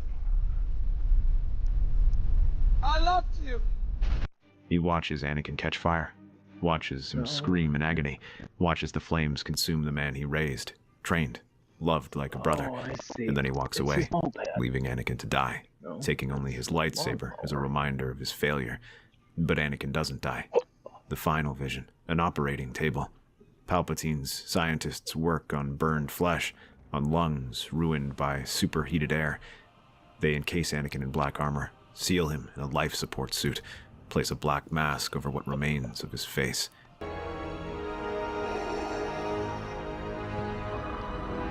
The galaxy falls into shadow. Vader becomes the Emperor's first. Jedi die. Worlds burn. The light side of the Force retreats before an onslaught of darkness that lasts for decades. The Empire crushes all hope, and it all traces back to Obi-Wan's failure, to not seeing, to not stopping this before it began. Obi-Wan staggers as the visions release him. His face is pale, but his jaw is set. The son watches, expecting. What? Despair, corruption, surrender. He gets none of it. Is that what you wanted to show me? The future of my failure? You saw your Padawan become a monster. You saw him slaughter innocents, children. You saw him burn, and you still stand there. Yes. It was merely a vision. You don't. A surge of pure Force energy interrupts him. The father appears between them, his face grave and ancient. My son, what have you done? The confrontation happens quickly. Anakin bursts into the courtyard, sensing the disturbance. The father looks at all of them, his children, these Jedi caught in the balance. His eyes hold terrible resignation. The balance has been broken, and I am too weak to restore it. Before anyone can stop him, the father takes the Mortis dagger and drives it into his own heart. His death ripples through the realm. The daughter's sacrifice echoes in its wake. The son screams, first in rage, then in agony as his power drains away. Anakin moves without thinking. His blade finds the son's chest. The dark side embodiment crumbles to dust. As Mortis itself begins to fade, Obi-Wan stands silent. Anakin is asking him something, but the words sound distant. All he can see are those visions burned into his mind. Back on Coruscant, in his quarters, Obi-Wan sits in meditation, but meditation brings no peace. The moment he closes his eyes, he's back in the temple watching Anakin slaughter younglings. He can hear their screams, can smell the smoke. He opens his eyes, gasping. 3 hours have passed. He remembers none of them. The next day, during a briefing on the war effort, he zones out. Mace Windu is discussing fleet deployments, but Obi-Wan sees Mustafar instead. Sees his blade cutting through Anakin's limbs. Sees his brother burning. Master Kenobi. Yes. Sorry. The Outer Rim deployments. But his hands are shaking under the table. On a mission to Ryloth, he fights battle droids alongside Anakin. They move in perfect sync, covering each other, anticipating each move. And suddenly Obi-Wan sees the future fight. This same coordination turned lethal, turned real. Anakin trying to kill him with every technique Obi-Wan taught him. He hesitates, just for a second. The droid's shot nearly takes his head off. Anakin saves him, blasting the droid apart. Master, are you okay? You seem distracted. I'm fine. Thank you. But he's not fine. At night, Anakin's screams echo in his dreams. The smell of burning flesh, those yellow Sith eyes. Night after night, he wakes in cold sweat, reaching for his lightsaber before he remembers where he is. He tries to meditate again, tries to find the calm center that has sustained him his entire life. But the Force itself seems to carry echoes of those victims. When he reaches into it, he feels darkness waiting, feels Vader's mechanical breathing, feels younglings dying. One morning, he finds himself in the temple training room at dawn, drilling forms under his muscles, screams. If he's moving, he can't think. If he's exhausted, maybe he won't dream. Anakin finds him there, drenched in sweat, having practiced for 3 straight hours. Master, what are you doing? Training. We can't let ourselves grow complacent. At dawn? 5 in the morning? You need rest. I'll rest when the war is over. He tells himself it was a manipulation, a lie designed to corrupt him. The sun was a creature of the dark side. Why would his vision be true? But as weeks turn into months, as Palpatine accumulates emergency powers one by one, as the shadows in the Republic grow longer and darker, doubt creeps in like poison. What if the visions weren't lies? What if they were warnings? In council meetings, he watches Palpatine's hollows, watching the Supreme Chancellor speak with practiced concern about threats to democracy while systematically dismantling every check on his power. The Senate applauds him, grants him authority over the Jedi, over the military, over everything. Anakin trusts him, considers him a friend, a mentor. Obi-Wan sees them together sometimes, talking in corridors. Palpatine's hand on Anakin's shoulder, whispering in his ear, the same way a predator singles out prey. Anakin, killing children. The man who cares so deeply it hurts him. The man who saved that family on Mara Dune, who refuses to leave wounded soldiers behind, who named his Padawan his little sister. Impossible. Unless someone manipulated him. Unless someone broke him so thoroughly that the man Obi-Wan knows disappeared entirely, consumed by darkness and rage. Obi-Wan begins to watch. Really watch. Not just Palpatine, but the Council. How they treat Anakin. How they speak to him. How they look at him. What he sees terrifies him almost as much as the visions did. The Rako Hardeen mission shatters something fundamental. Obi-Wan fakes his own death for the Republic's sake, infiltrating a terrorist plot to assassinate the Supreme Chancellor. The mission succeeds. Obi-Wan reveals himself alive after the success. Anakin is there. Obi-Wan watches his face cycle through shock, disbelief, and then rage. Pure volcanic rage. You were alive this whole time? Anakin, I can explain. I watched you die. I held your body. I mourned you. The mission required absolute secrecy. If anyone had known... I'm not anyone. I'm your brother. Your former Padawan. How could you let me think you were dead? Skywalker, the Council approved this mission. The deception was necessary. You knew. The Council knew and nobody told me. Obi-Wan sees it then. The moment when trust fractures, not just in him, but in the entire order. The Council lied to Anakin for weeks, made him suffer, made him grieve, and for what? A successful mission. Unbelievable. He storms out. Obi-Wan moves to follow, but Yoda's voice stops him. 5 minutes to Give him time. You should. To smoke a cigarette. Perhaps we should have considered... The mission succeeded, Obi-Wan.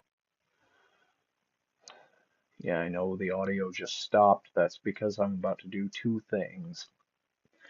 First, I'm pulling up this live stream. 5 minutes to soak. Give him time. And finally pulling up chat. Oh, it was Crass Cookie over 2 hours ago. Yeah, I'll address that in a DM. Okay.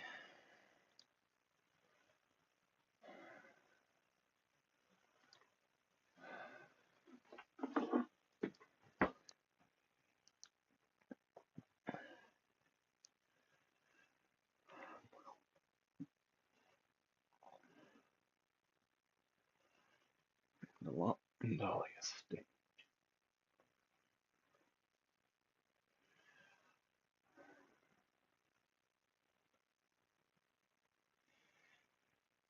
Hey, Crass Cookie, I just checked chat and I wanted to say I'm well past the actual Mandalia Plains level, but I'm using it as a grind because not only am I playing on Tactician mode, which is the hardest mode, but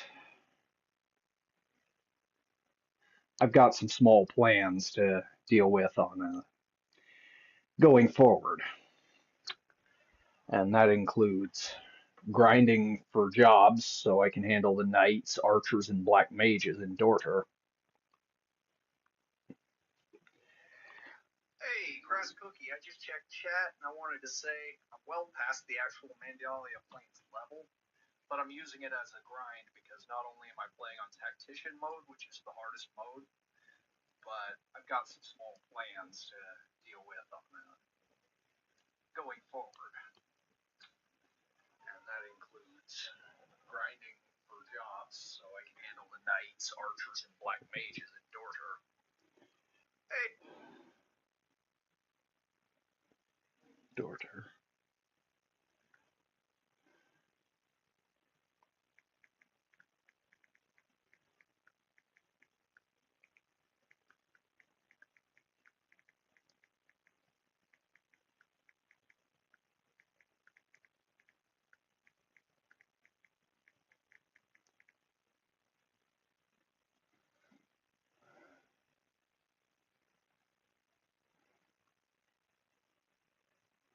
I'm about to say something that is going to shatter left-right paradigm forever.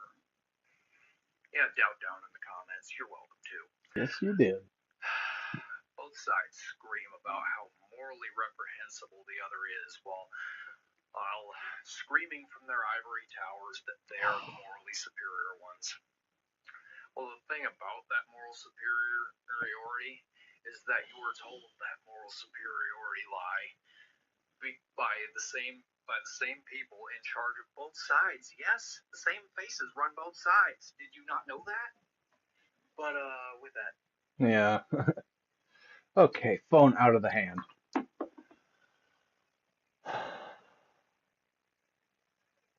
And yes, I do have a creeper stuffy on my wall because I was an alpha tester. And this is a reminder. That, and honestly, I like the creeper aesthetic. Boom!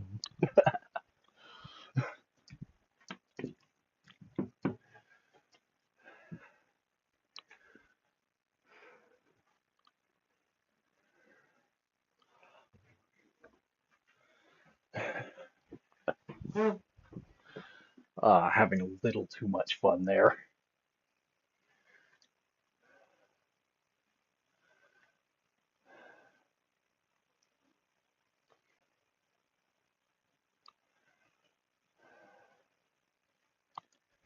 For thousands of years, Force sensitives have felt its currents, predicted its flows, and shaped reality through its power. But what happens when something crashes into this galaxy that the Force cannot touch? What happens when raw, physical might beyond comprehension arrives from a dimension where mystical energy means nothing compared to the strength in one's fists? The twin suns of Tatooine beat down mercilessly on the endless dunes, as they had for millennia. Moisture farmers went about their daily routines. Jawas scavenged wreckage. Tusken raiders patrolled their territories. The Outer Rim world spun in obscurity, notable only as a haven for smugglers and the desperate. Then the sky split open. No hyperspace signature. No ship descending through atmosphere. Ready when you are. Just a tear in reality itself. All right. A wound between dimensions, crackling with energy that made sense. That's just AI talking. Shoot. Oh yeah, I was gonna go into the settings and turn the Final Fantasy music back on, but first, my roommate went out, so I'm gonna do one more.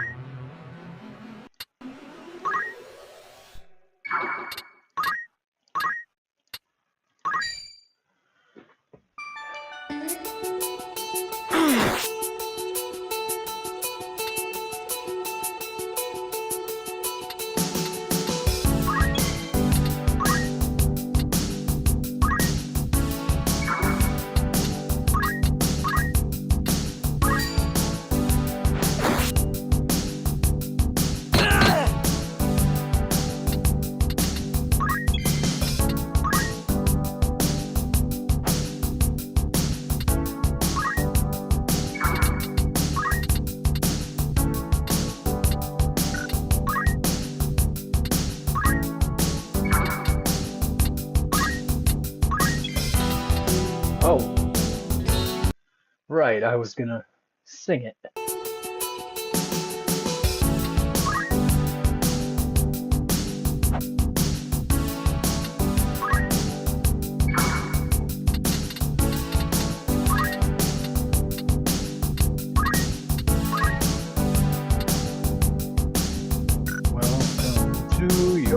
life. There's no turning back. Even while we sleep, we will find you acting on your best behavior. Turn your back on Mother Nature. Everybody wants to rule the world.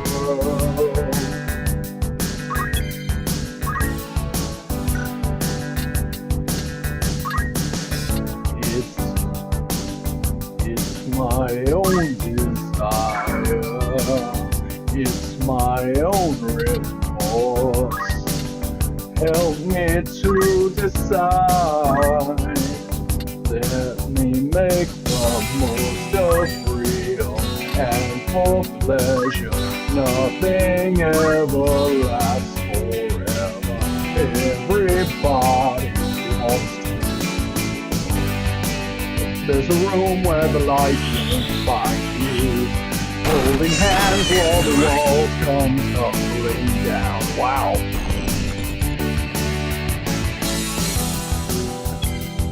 That blew up in my face. So sad they had to fade it. Everybody wants to go.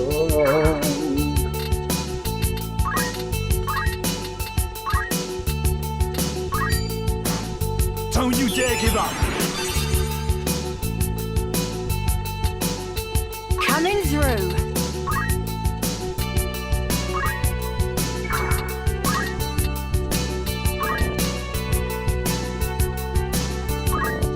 What?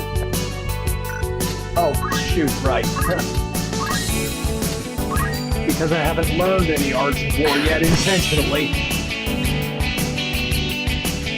Right.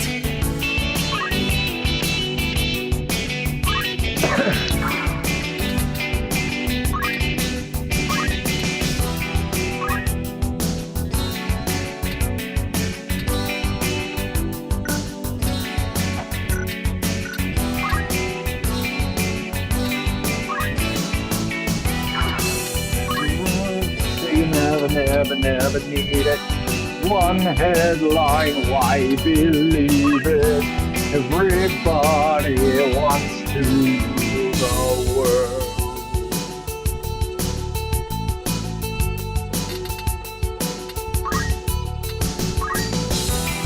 All for freedom and for pleasure. Nothing ever lasts forever. Everybody wants to.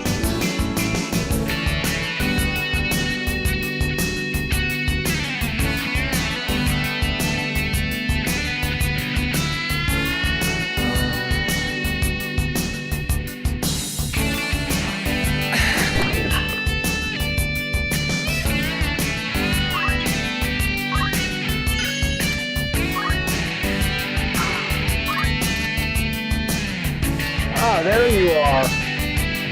Chat sure is up, Crash Cookie. So I'm mainly trying to get the basics covered here, like getting Archer on the Squire once he's ready and all that. Right.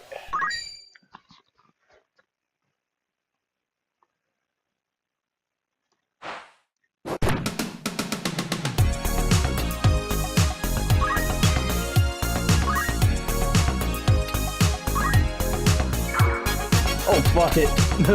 One more.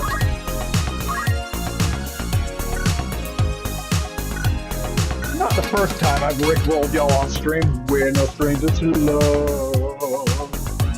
You know the rules, and so do I. A full commitment's what I'm thinking of. You wouldn't get this from any other guy. I just wanna tell you how I'm feeling. Gotta make you understand. Never gonna give you up. Never gonna let you down. Never gonna run around and desert you. Never gonna make you cry. I'm gonna say goodbye.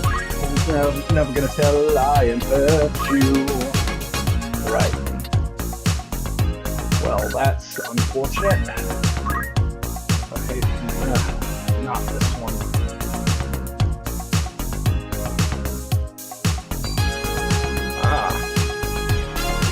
Yeah, Ninja with heavy armor works pretty good, but I haven't Now's my chance! ever really unlocked it that far. I'll usually just focus on a couple per character, but that does sound like a really solid build. I usually go for two sword monk. Do this to me.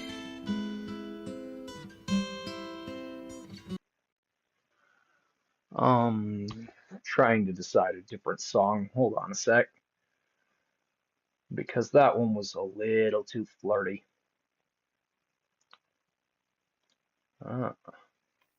Never done this one before, but I'm familiar with it.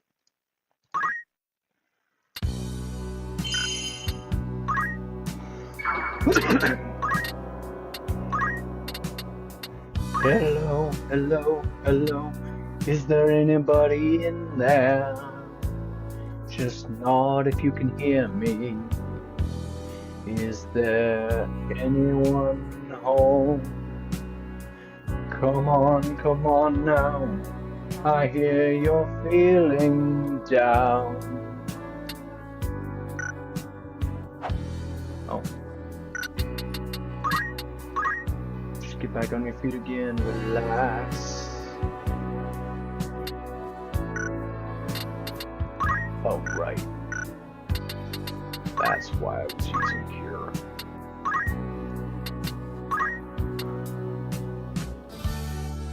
The only one from Eiffel 65 I know is blue, but I'll do it. As for a favorite special character, Agrius is up there, and let's see. That's quite the deep well to dive into. So I'll just go with my favorite villain, Isilud. So good of a villain that he got his own theme song.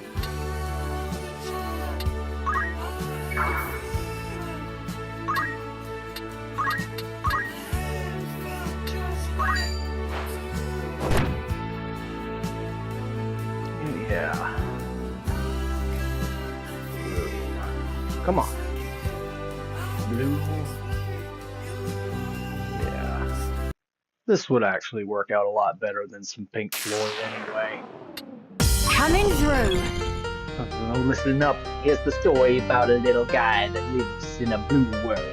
And all day and all night and everything he sees is just blue.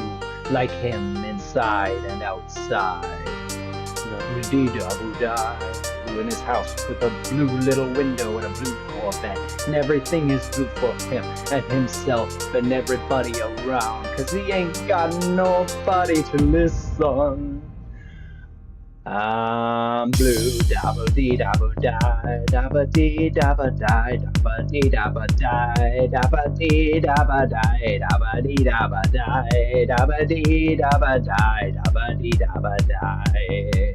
I'm blue, dabba-dee-dabba-die, dabba-dee-dabba-die, dabba-dee-dabba-die, dabba-dee-dabba-die, dabba-dee-dabba-die, dabba-dee-dabba-die, dabba-dee-dabba-die. It's time.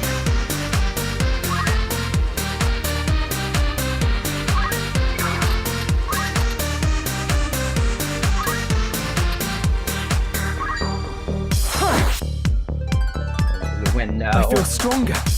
I have a blue house with a blue window. Blue is the color of almost all that I wear. Blue are the streets and the trees are too. I had a girlfriend and she was so blue. Blue are the people that walk around. Blue like my Corvette, it's standing outside. Blue are the words I say what I think. Blue are the feelings that live inside me.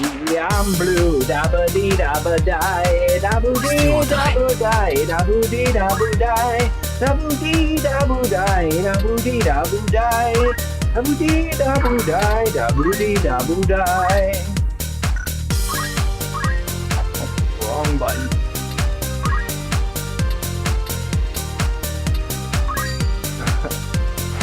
Close one. Daboo-die, daboo-dee-daboo-die. Yeah, brother. I know it's a little kind of jumpy, but I'm trying to do multiple things at once.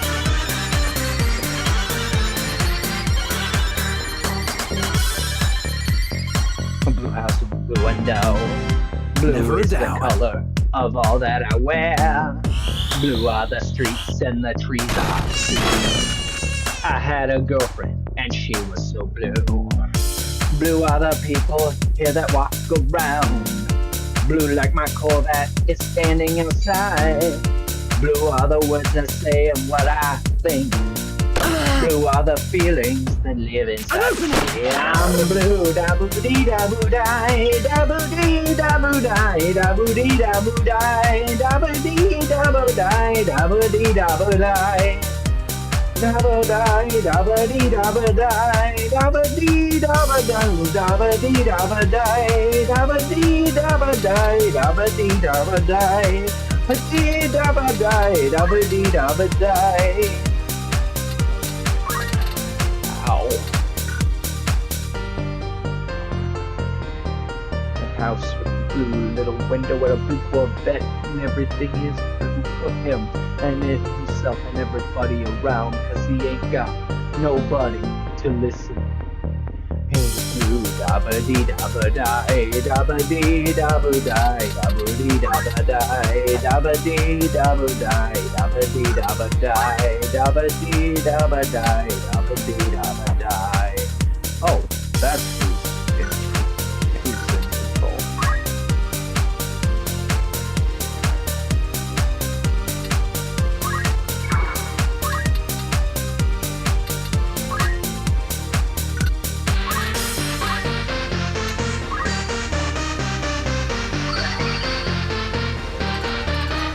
Better than ever. Indeed.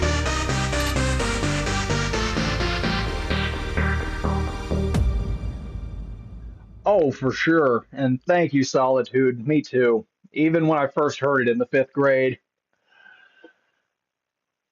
At a school talent show, of all things.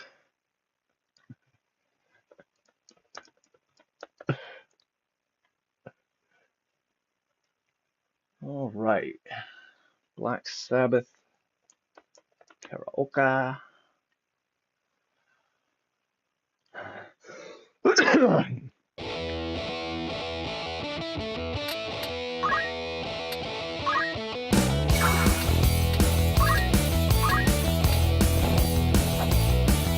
Anyone who's played finish with my woman, cause she couldn't help me with my mind. People think I'm insane because I'm frowning all the time.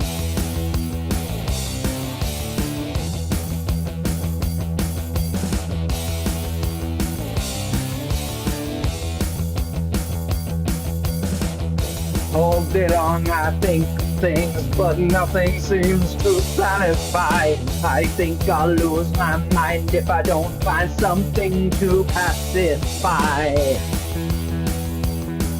Can you help me occupy my brain? Oh yeah. What the?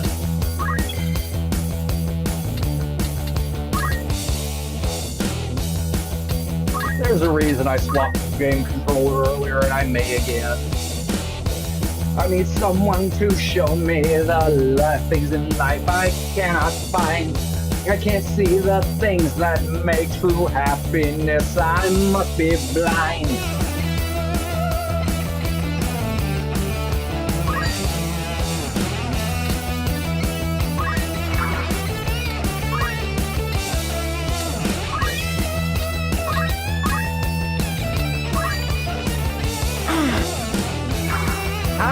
I'm clicking right on the motherfucker! Leave it to me.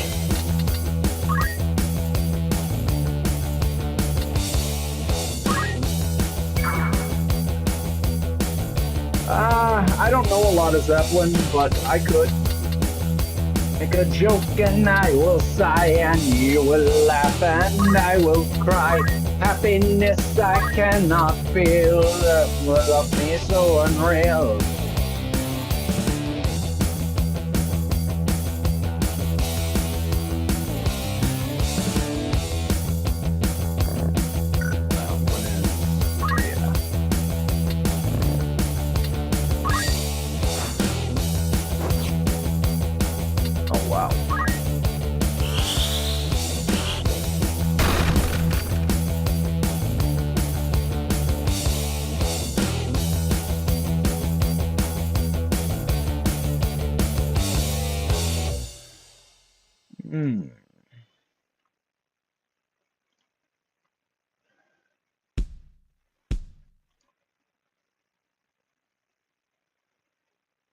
Making a decision, because that was technically 2 requests in a row. Technically. He didn't actually ask for titles, but I went with ones I knew.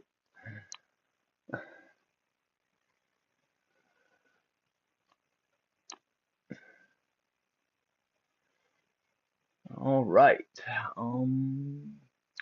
No, that one would probably hurt. I'm in a lot of pain from my excursions the last couple of days. I swear I walked over 100,000 steps.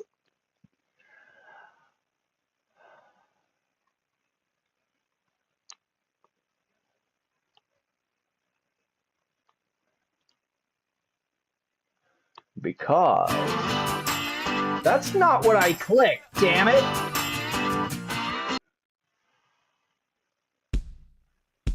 That's not what I clicked either.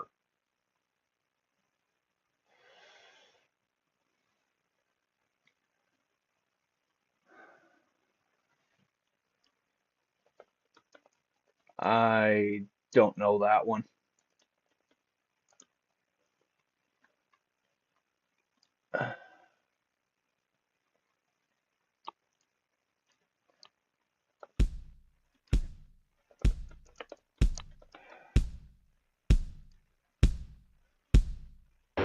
Stop with the one I didn't click.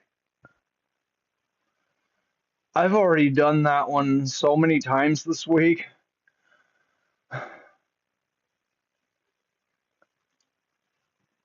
Now here's one I haven't done in years.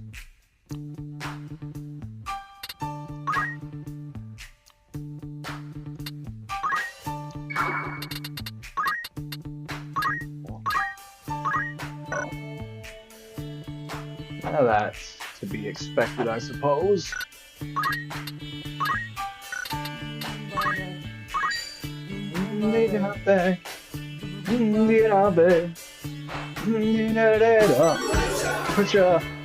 Pushing down on me, pressing down on you.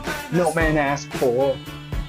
Under pressure, that building down splits a family in two, puts people on streets. My turn.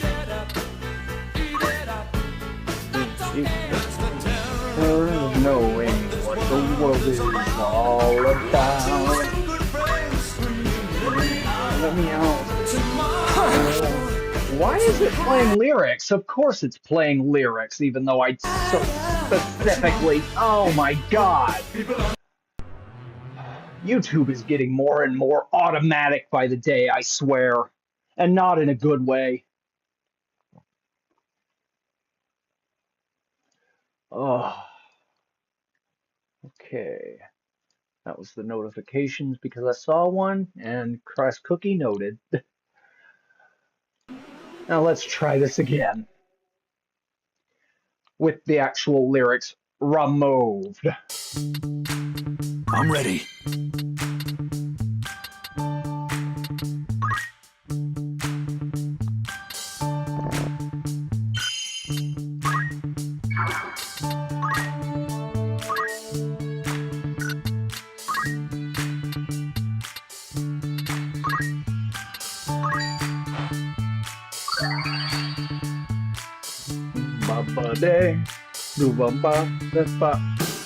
pressure, pushing down on me, pushing down on you. No man can ask for.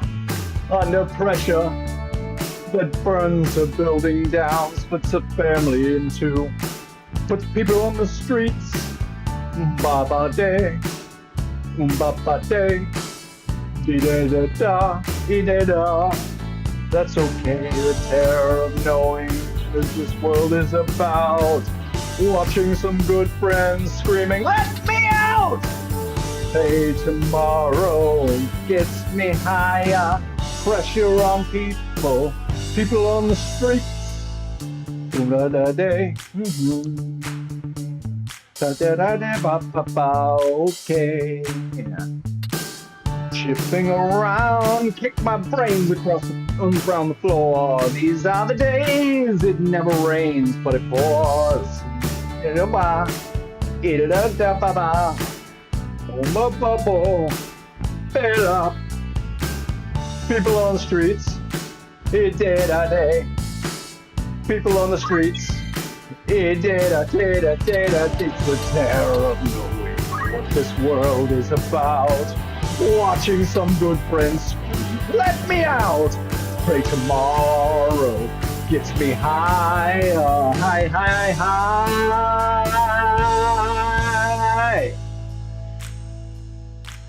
Turned away from it all like a blind man. Sat on a fence, but it don't work.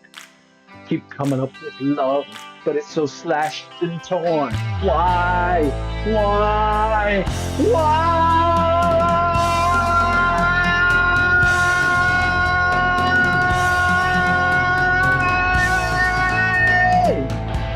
Who says I can't hold a knife? Insanity laughs under pressure, we're breaking. Can't we give ourselves one more chance? Why can't we give love that one more chance? Why can't we give love, give love, give love, give love, give love, give love, give love?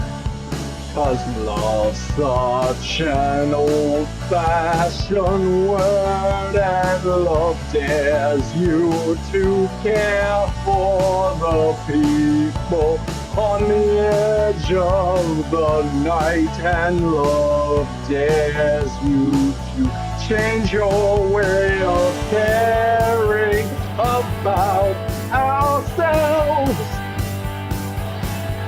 Thank you, this is our last dance. This is our last dance.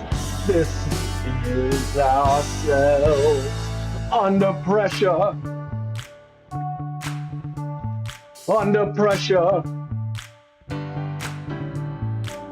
Pressure. Thank you. Not bad for a guy who can barely breathe most of the time. But it seems like singing really opens my lungs up, and just talking does, in a way, talking doesn't.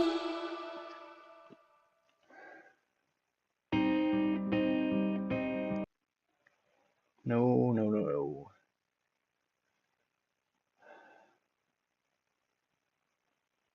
Decisions.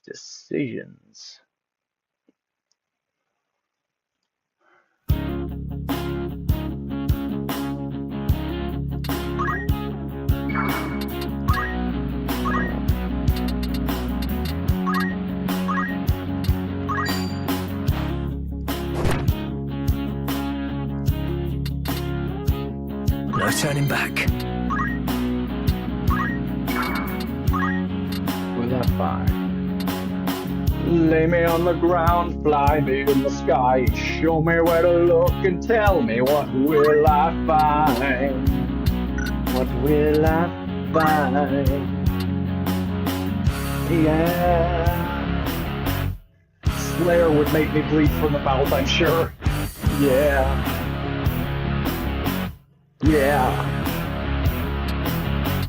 Whoa. Heaven, let your light shine down. Gotta push on now. Whoa. Heaven, let your light shine down. Whoa. Heaven, let your light shine down.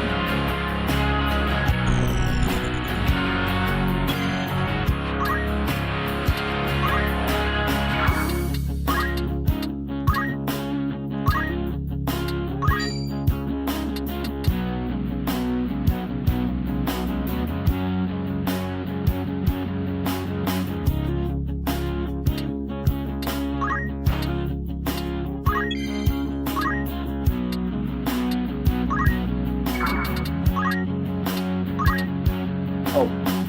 Teach me how to speak, teach me how to share, teach me where to go, but tell me will love be there? Will love be there?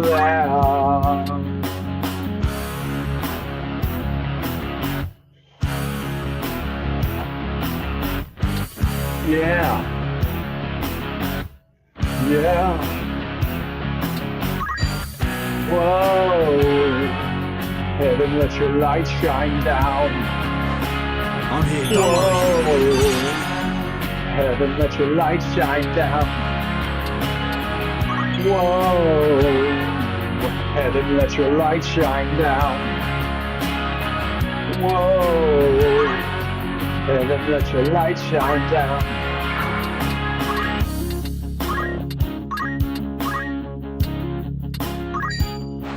Easy.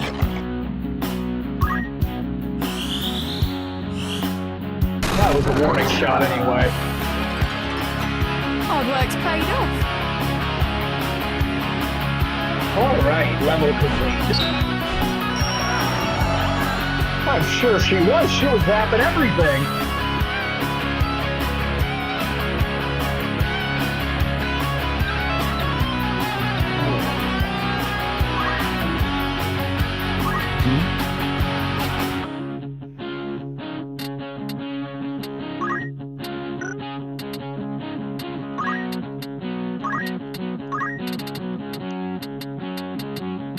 Not quite enough yet.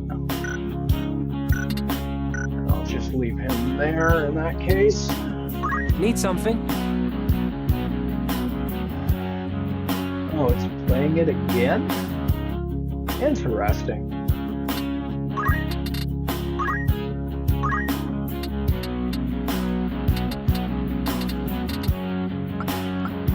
That is not enough for Sal.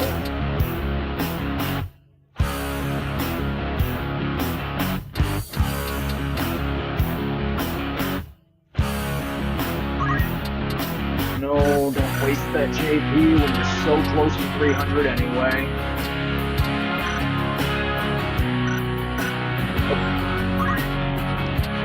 No problem.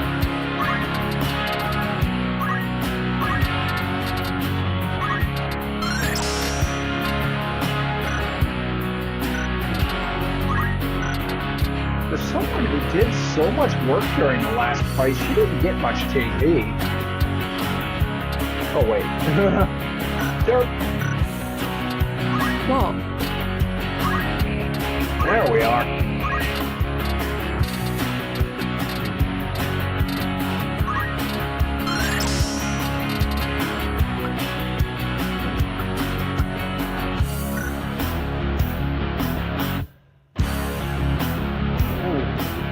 Definitely corned beef hash and eggs with a nice little bit of salt and pepper. Eggs over easy with some rye toast.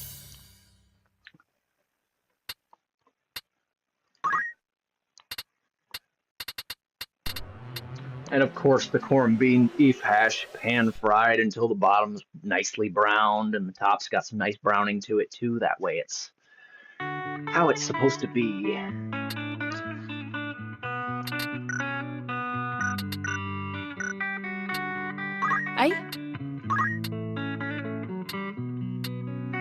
Me too.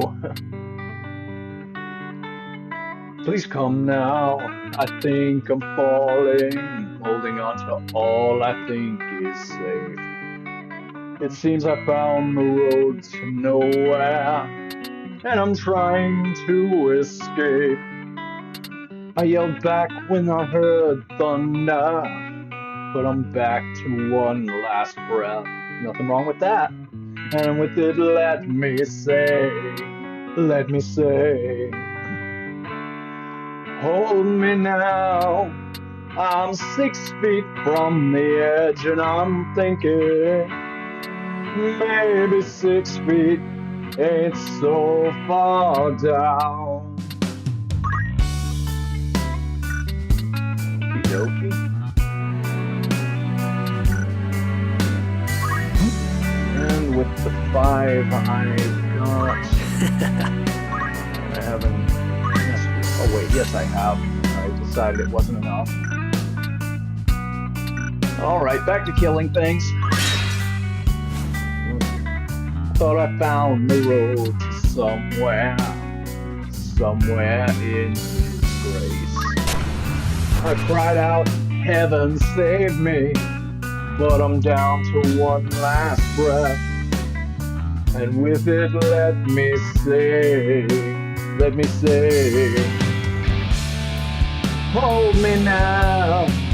I'm 6 feet from the edge and I'm thinking, maybe 6 feet ain't so far down. Hold me now. I'm 6 feet from the edge and I'm thinking, maybe 6 feet ain't so far down.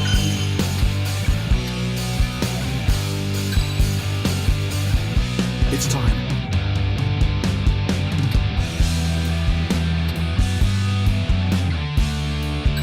Ready when you are.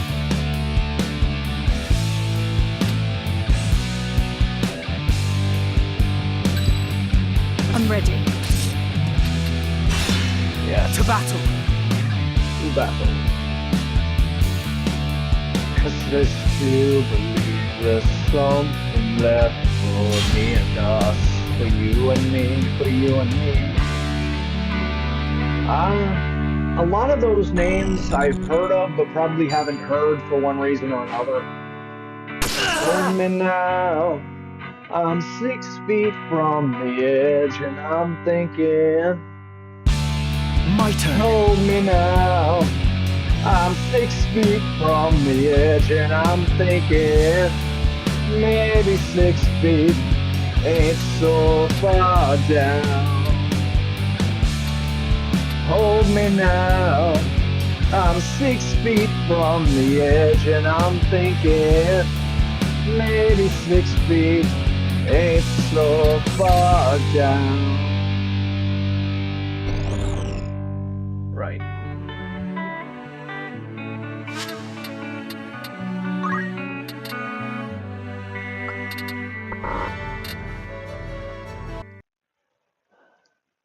Yeah, I just swapped it to audio sound, and I'll check those out another time for sure. Make sure you leave like some full-on song titles somewhere where I can find them though. I have heard of Semi-Charmed Life, but right now vocal practice is over and I need to focus on getting through this grind.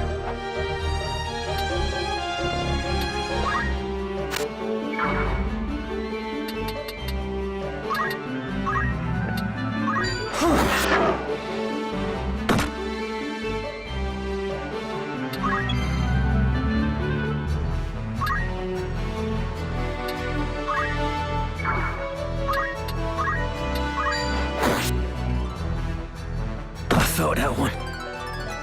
Gotta push on now. You did.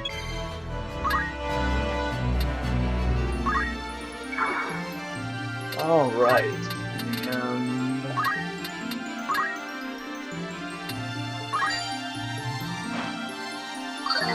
And a heal needed right out the gate because that panther freaking critted.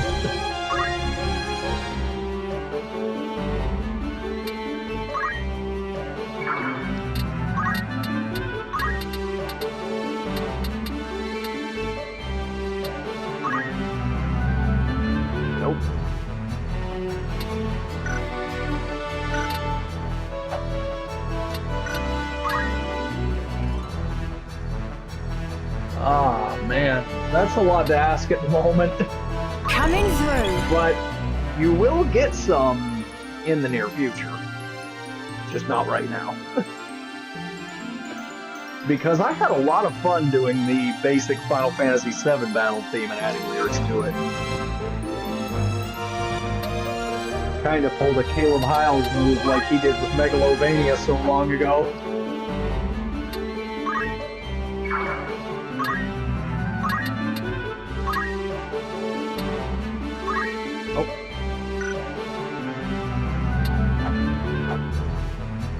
Smart to turn the camera so I select the correct tile.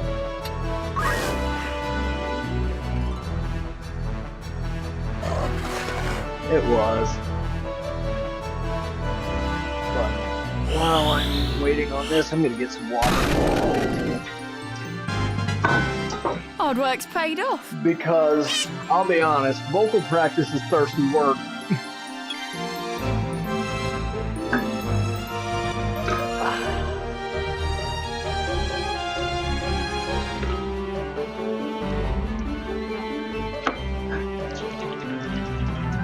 Add a little high potassium Kool-Aid to it.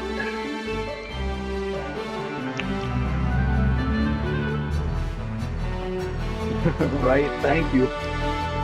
Any number of views helps with the growth of the channel for sure. Especially if I know they keep coming back. Yeah, I still need to get into the vault and open up even more of my old videos. Although some of the shorts I'm definitely gonna have to be a little more decisive with because I said some fucked up shit in the past, and I'll own that.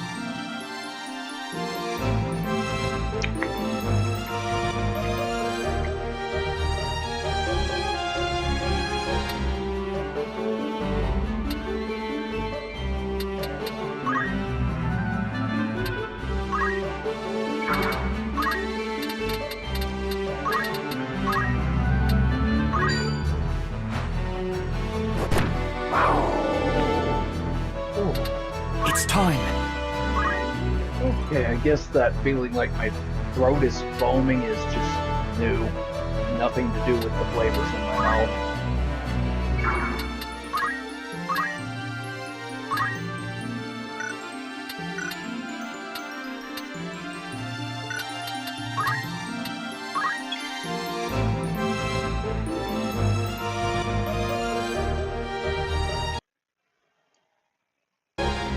Any better?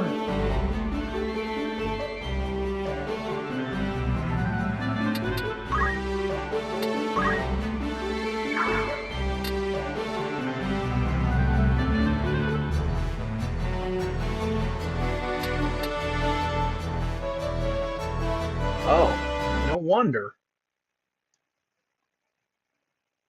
There were two audio outputs for some reason on OBS. That should help matters a tiny bit. Or just completely disable the game audio. Yeah. Yeah.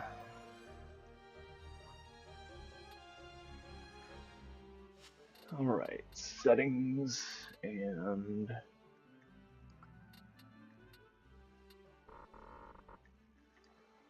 There we go. Now OBS and the game have been turned down a bit. Should I turn it up a little bit? Well, damn it. Oh, alright.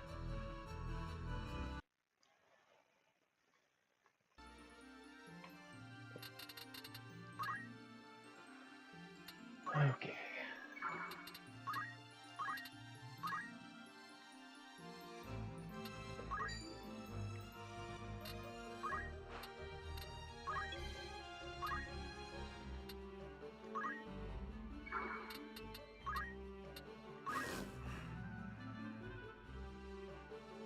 Right on. I'm glad I could help fix that. And thank you for helping me to fix it. Like, half the time I'm not even aware of little problems like audio until it's already out there, which is why so many of my videos end up sounding bad.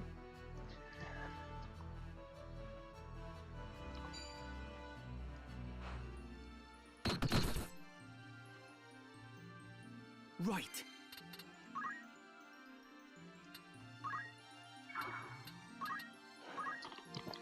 Because I've got a hell of an admission I've got to make. I've been playing it by ear ever since I started YouTube. I have no idea what the fuck I'm doing. I mean, I got a little better fuck of what I'm doing now, but you know what I mean.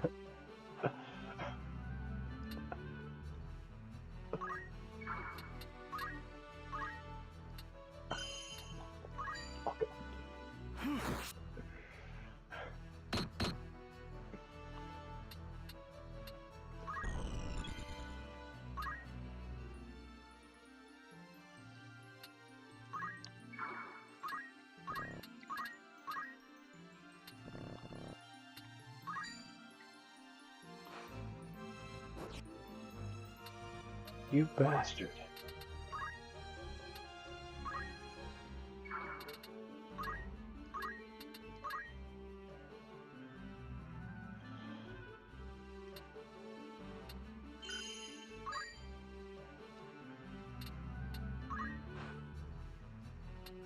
No mercy.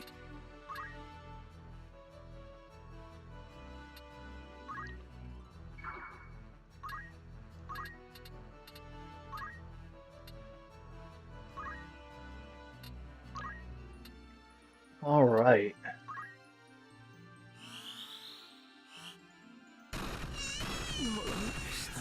Damn!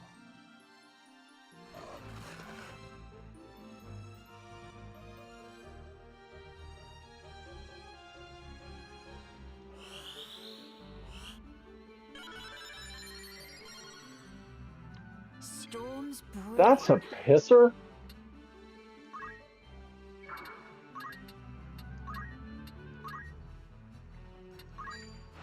Easy.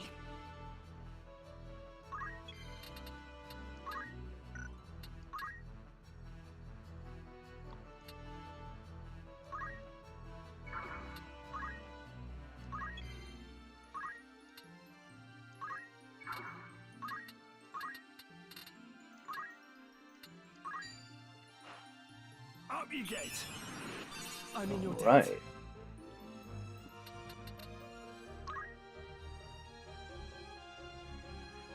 Funny enough, on the original PlayStation on SD TV, I never noticed the heavy amount of dithering on these sprites and stuff.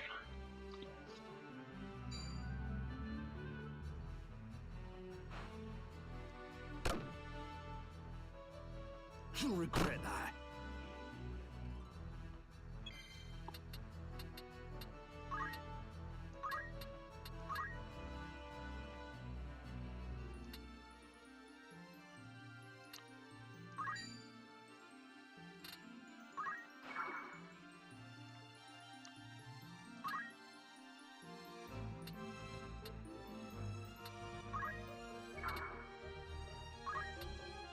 Coming through.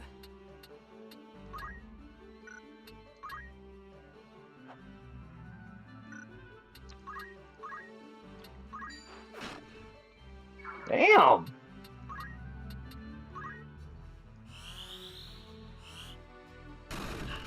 Oh, this is the end. Oh, of course!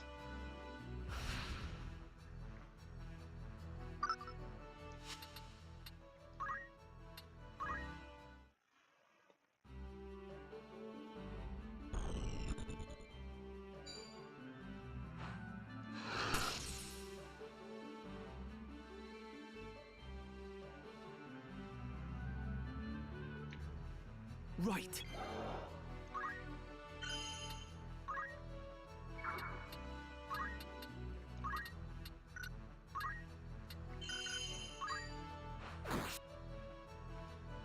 Too slow. No turning back.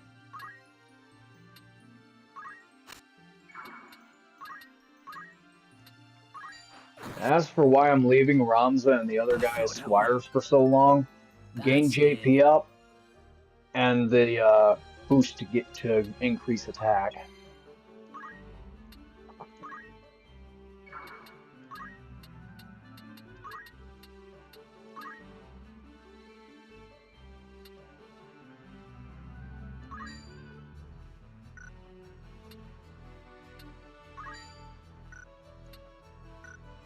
Wow, that's kind of dog shit.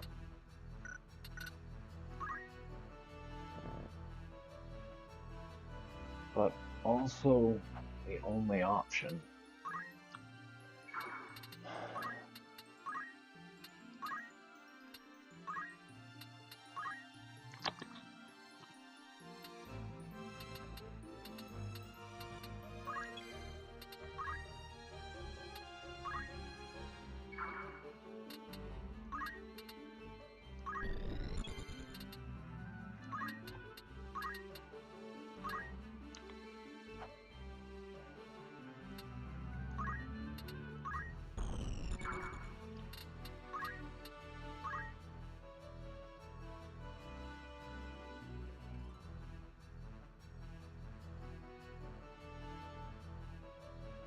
me see.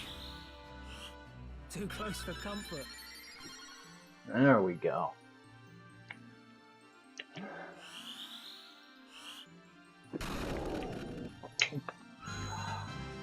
Hard work's paid off.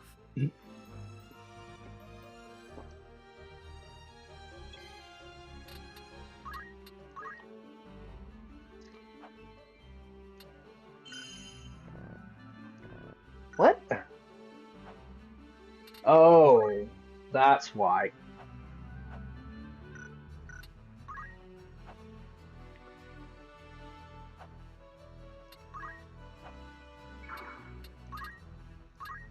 Oh.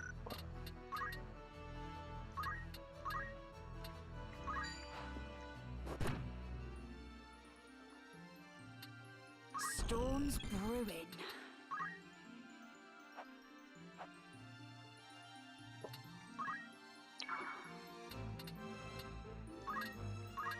Oh, right, I gotta buy more of those.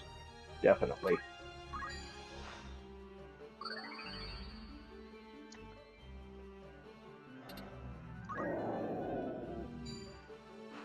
What was that?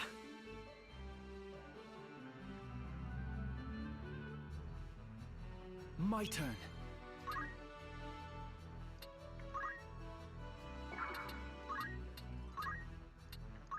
It's over! Damn straight it is. Still or die.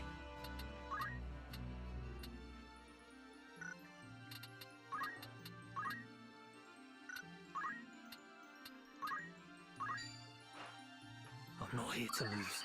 I'm not here to lose.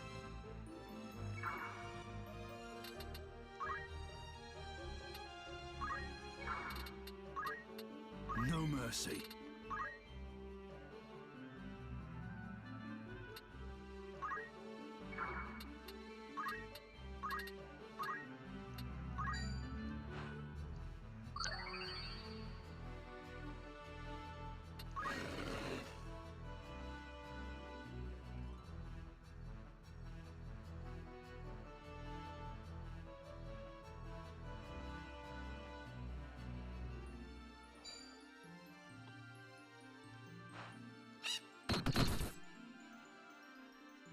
Well, that didn't tickle.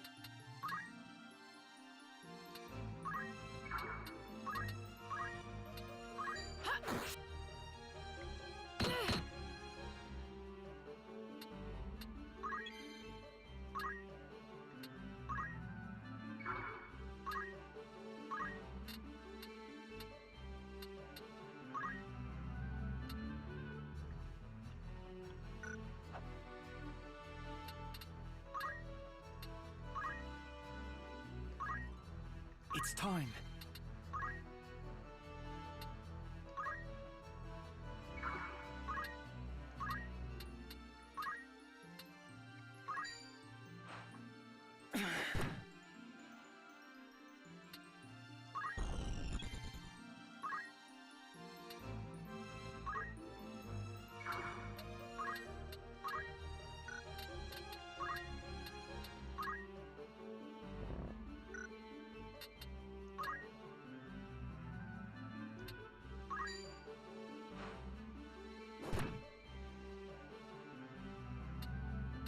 I'm ready.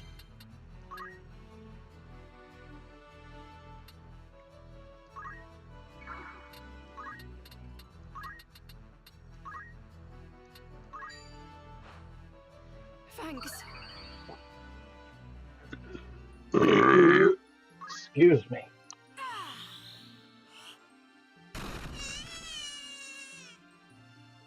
All right.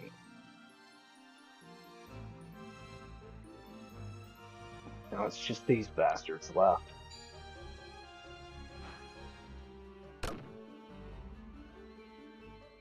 Coming through.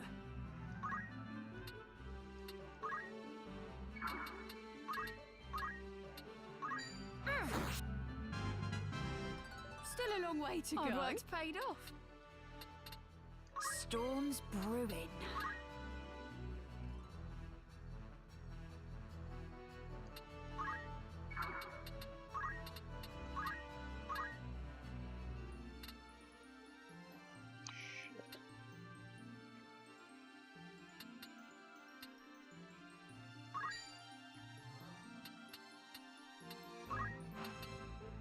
my turn.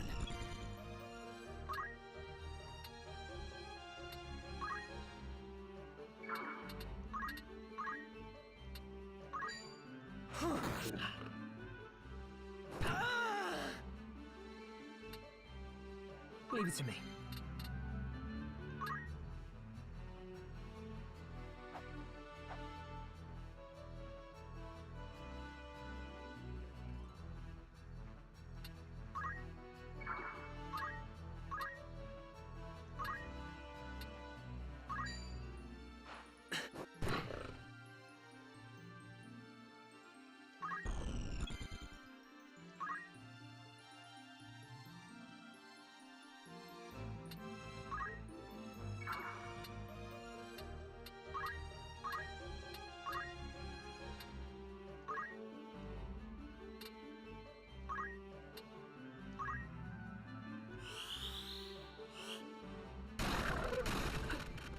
What the deuce? Oh, no wonder. She was sort of holding a giant lightning rod. At this rate.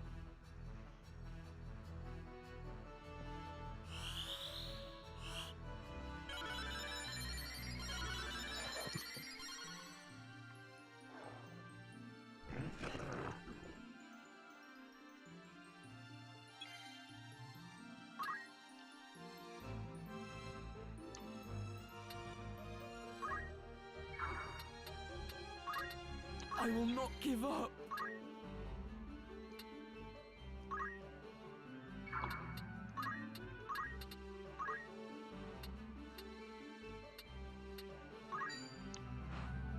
Be strong.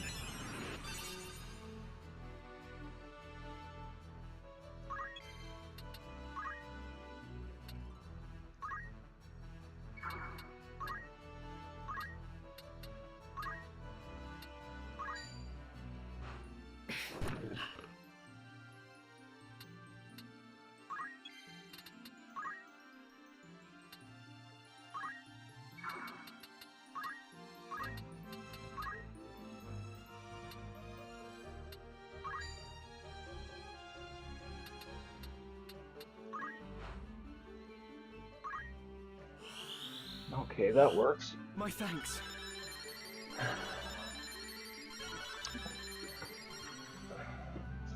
Yeah, if I want to start using that black mage heavily, I'm probably gonna have to start using shell heavily too.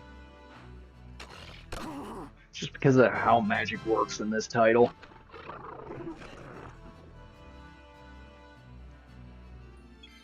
Them all being AoEs nearly exclusively being what I mean. Oh, I'm completely out of mana and out of ether too.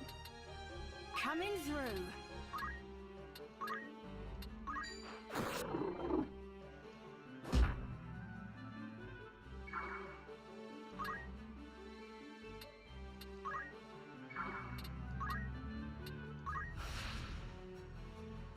It's time.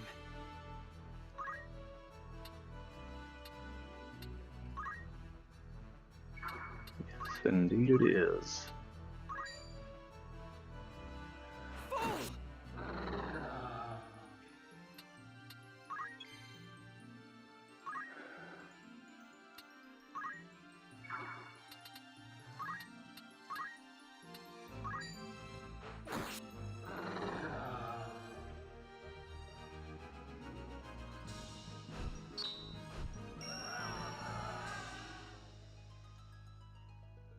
Nice.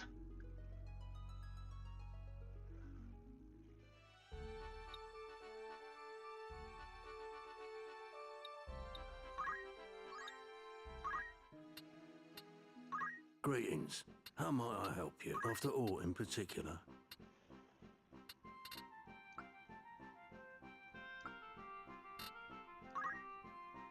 Are you happy to make this? Many thanks.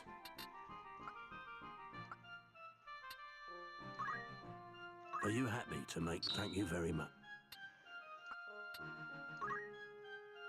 Are you happy to make? Thank you for your cut. Are you happy to make this? Thank you very much. Oh.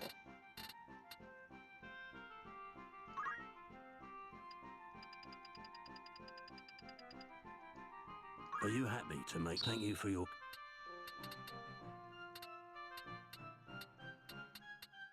May I be of further assistance? Come back. Alright. Hmm?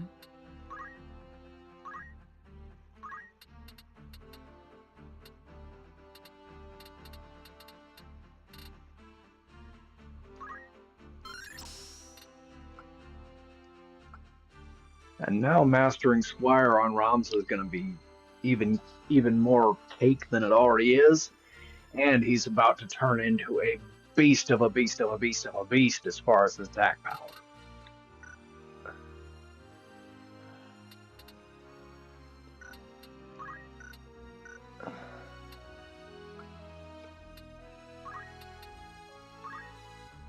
And Wyman, being his Padawan pretty much, of course, is about to do the same thing, except a little differently.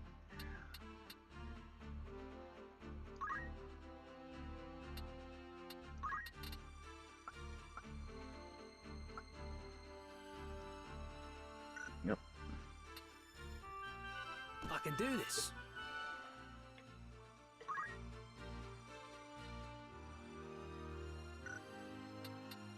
What is it?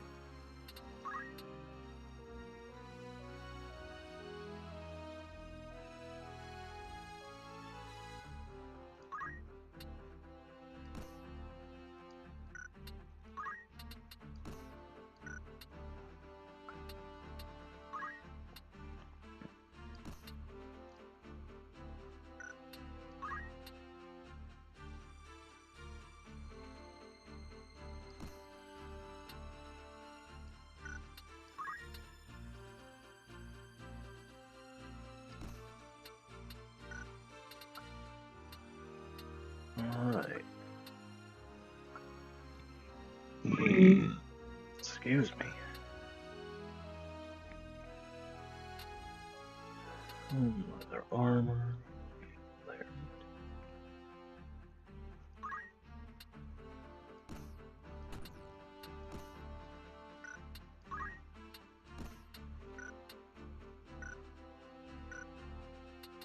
Wait, why is she still? Oh wait, longsword. Right. Was the?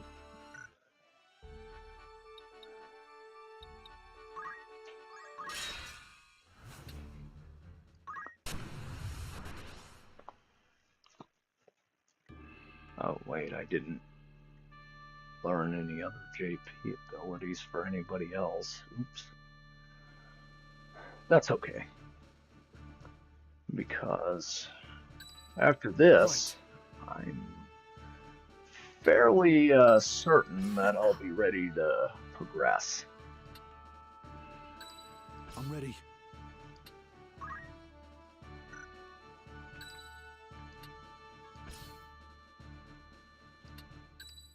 I'm ready.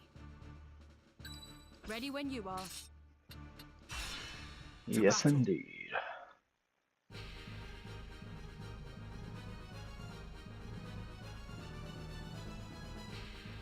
Ooh, my personal favorite. Right.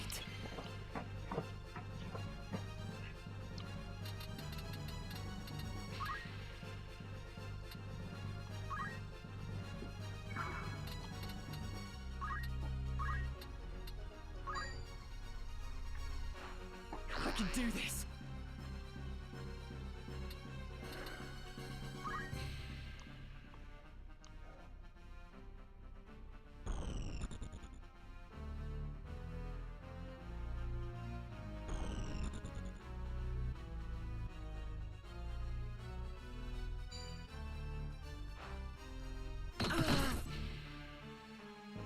Now's my chance!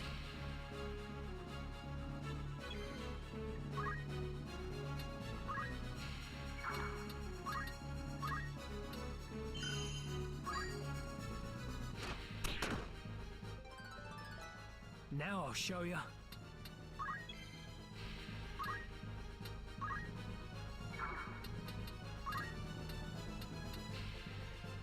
Coming through.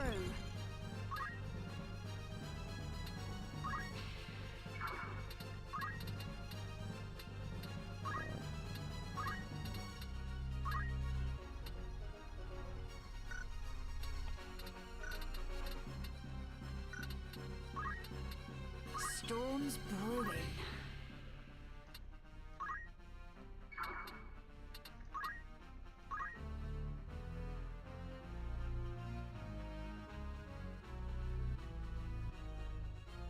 My turn.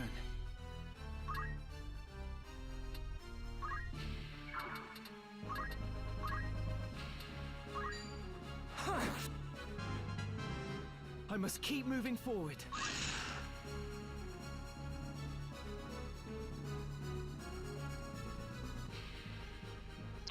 I'm ready.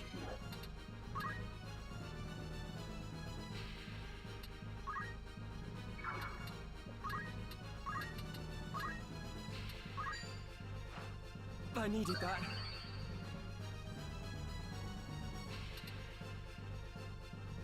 Coming through.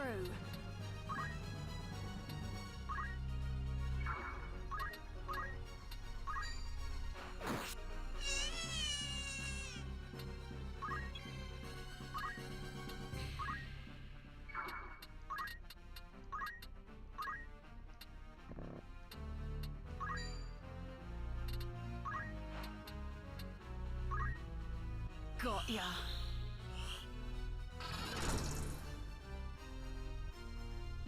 Come on.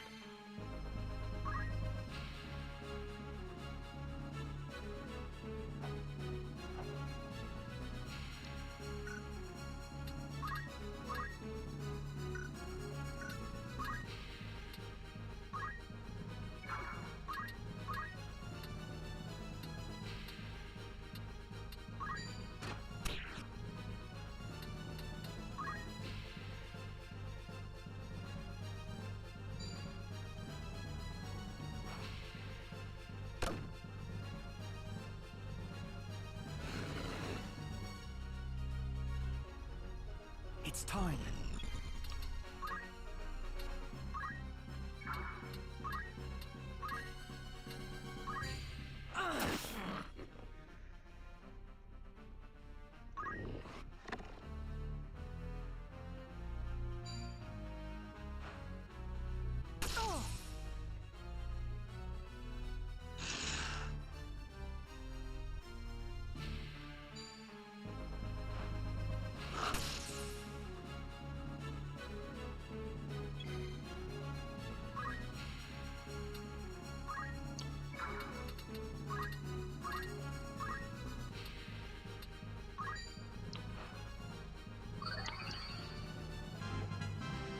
About time. Where to begin?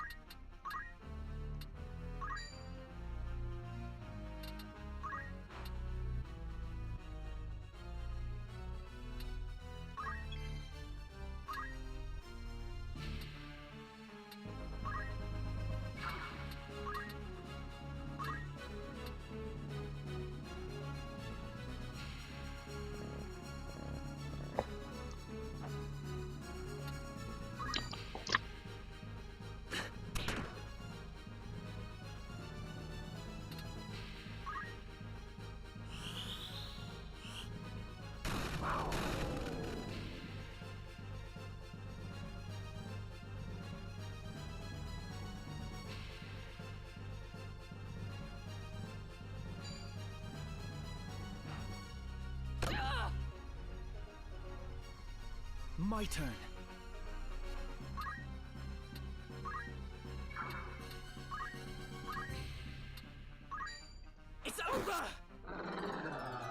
The fruit of my labors.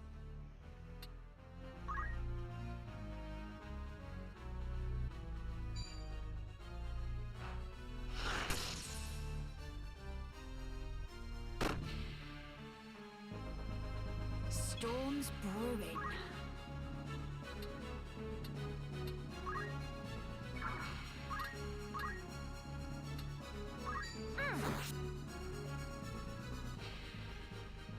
Leave this to me.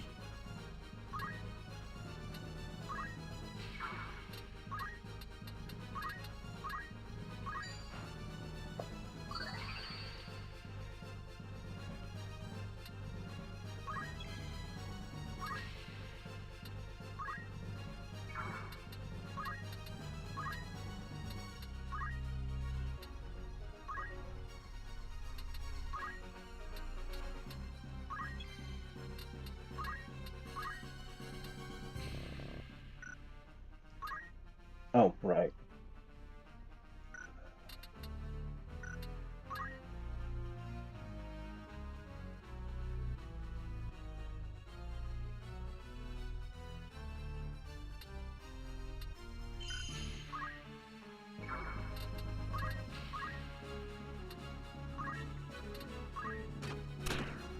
Fuck!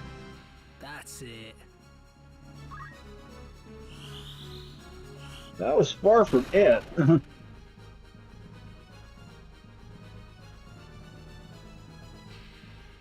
It's time.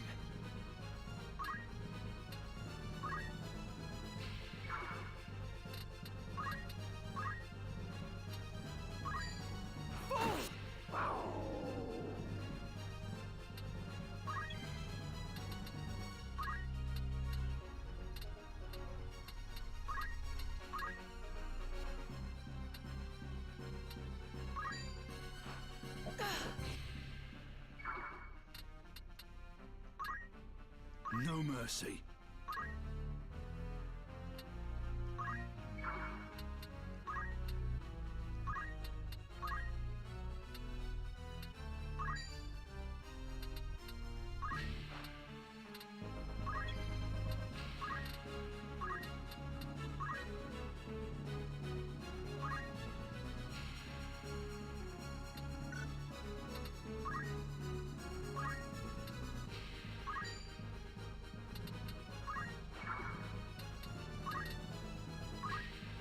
You'll be all right.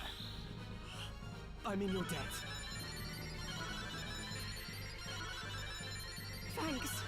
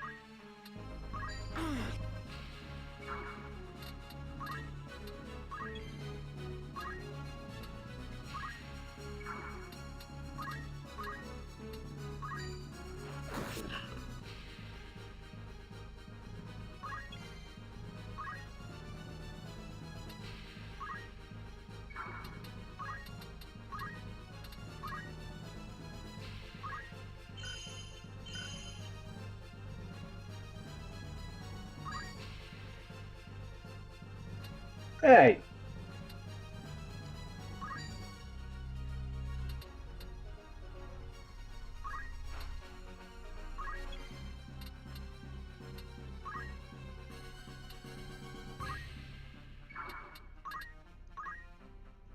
Oh.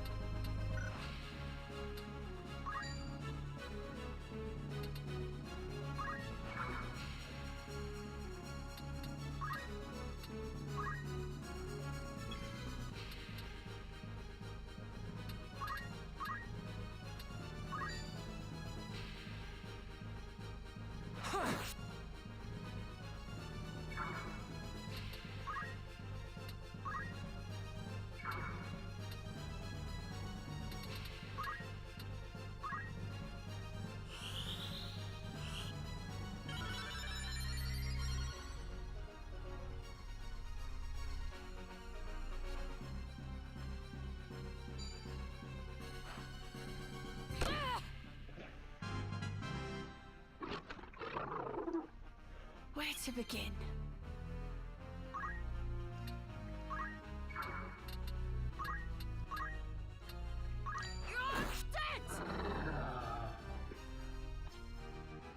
I stabbed it in the back. Yeah, that's not to be expected. I bet he was hitting with a truck with that Academy sword and focus. And that's just with one focus. But Belinda was also pulling her weight pretty well, even if she took a few friendly fire hits. Welcome. Take as long as you by all. May I be a good choice?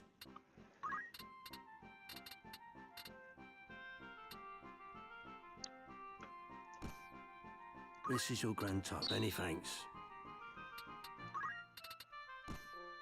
This is your grand total. You won't be disappointed.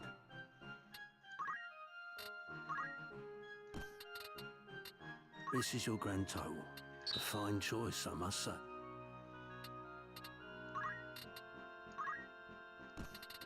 This is your grand total. Another satisfying. All right. May I help? Don't be a straight.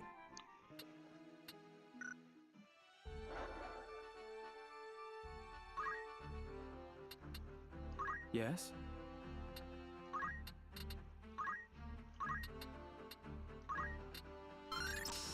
And now he has the ability to make everybody faster, too.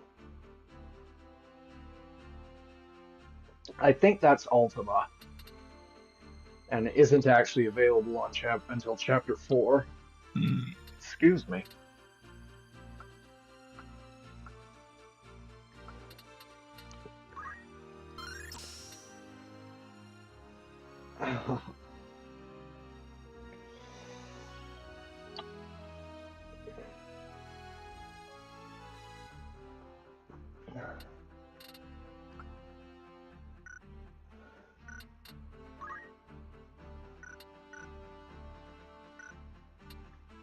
What is it?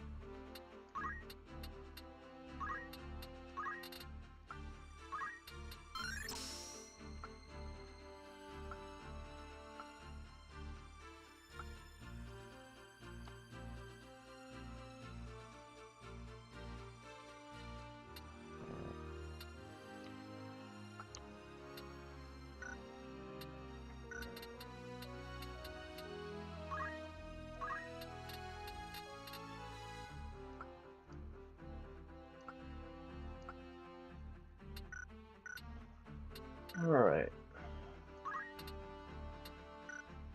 Okay. That's progression. What?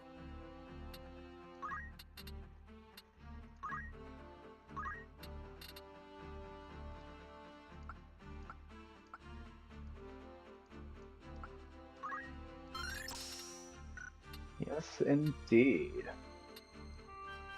I see.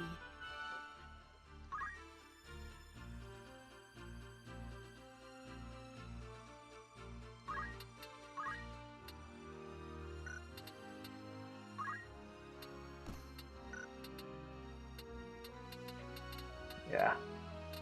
Good enough.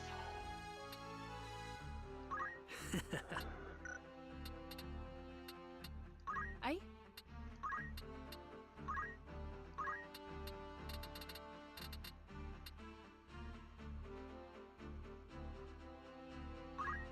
Yes, please.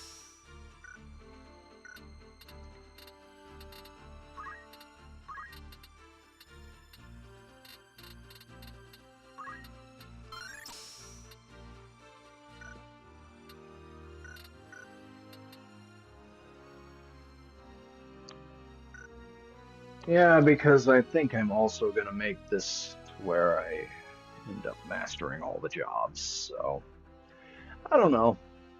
We'll find out.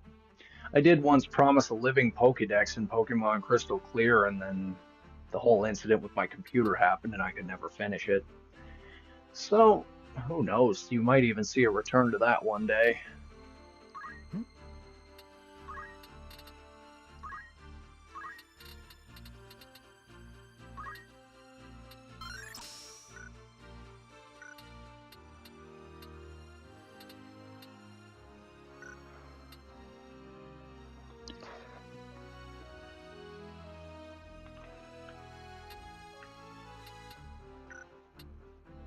Hmm?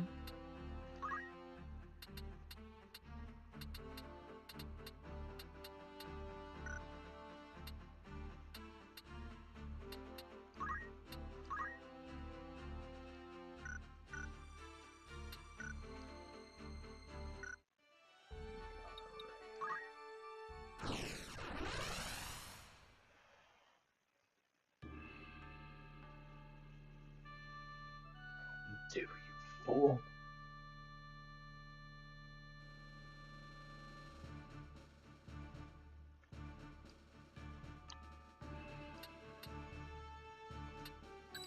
Onward. I'm ready.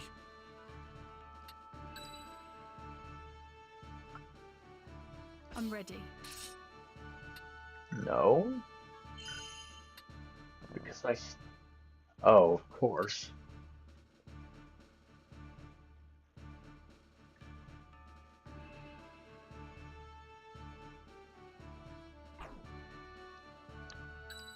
Right.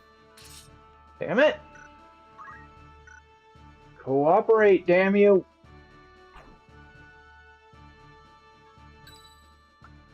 Ready when you are. To battle.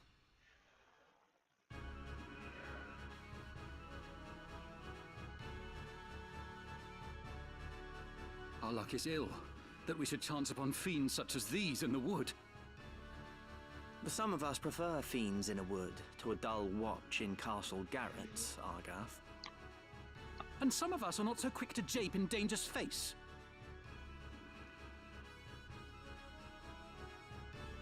Enough talk. They come.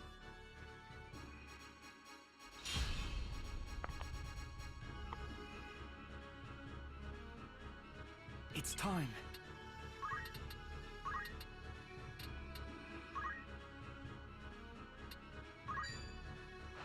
How's this? Here I come!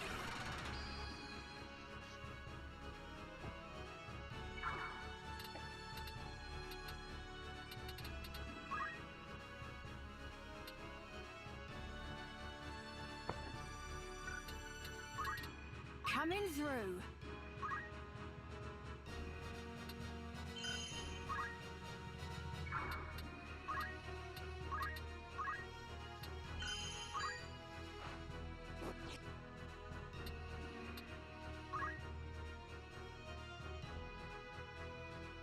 I shall win glory.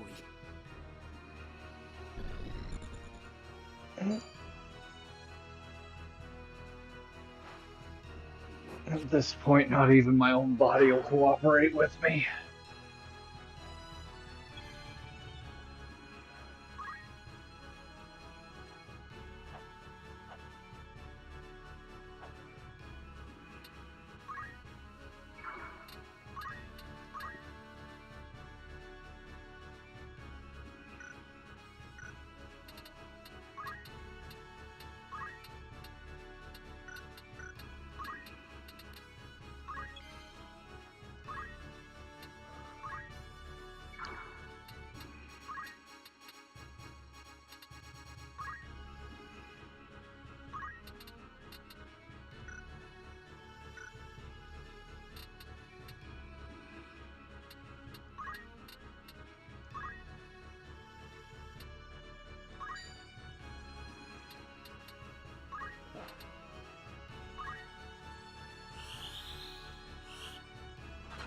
I won't let you down.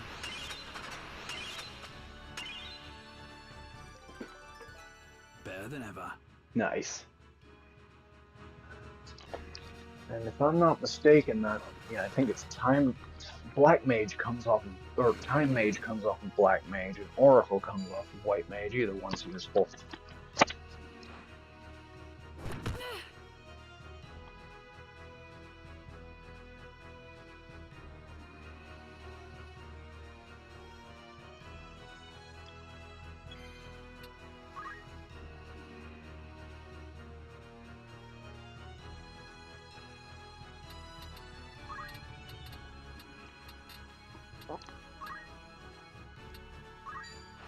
Here.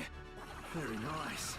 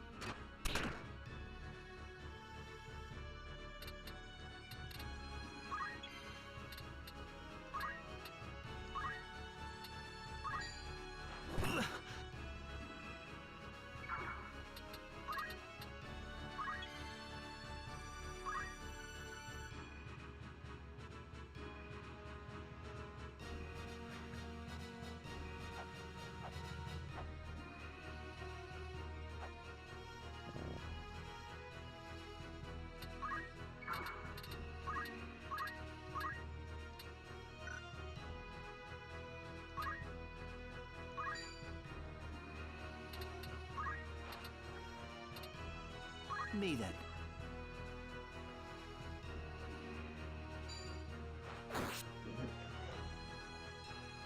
Victory is mine.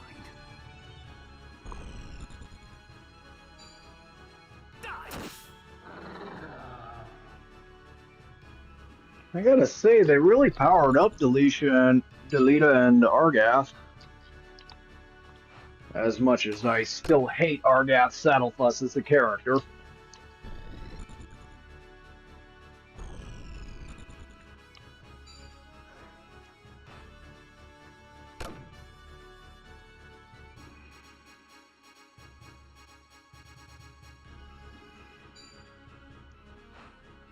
I'm better than this.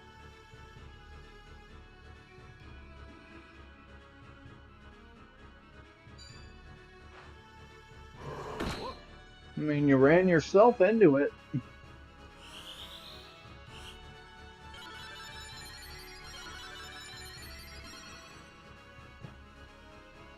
My turn.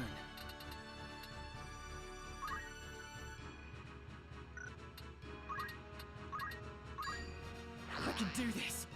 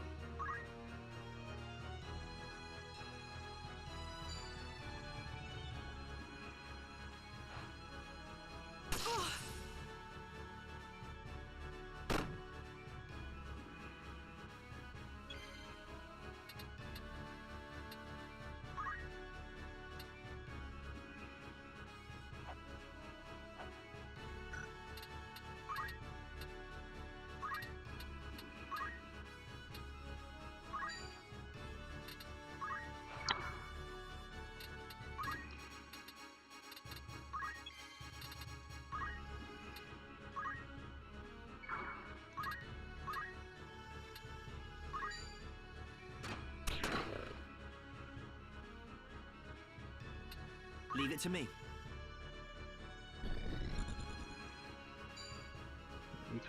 Yeah. Stiff opposition.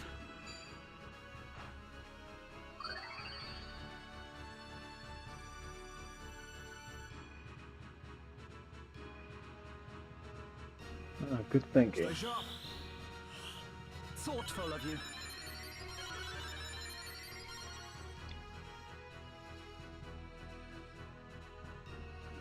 It's time.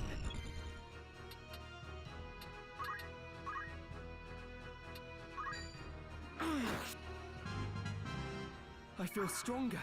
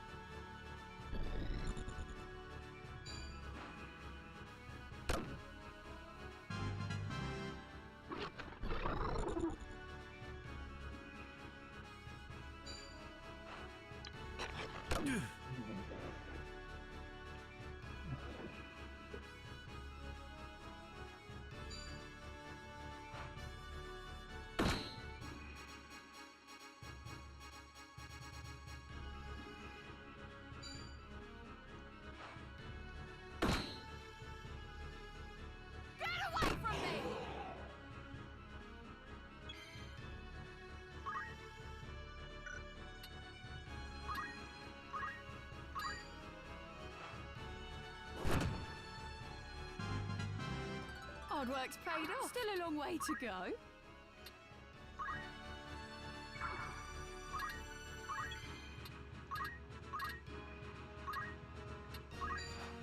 Save my bacon.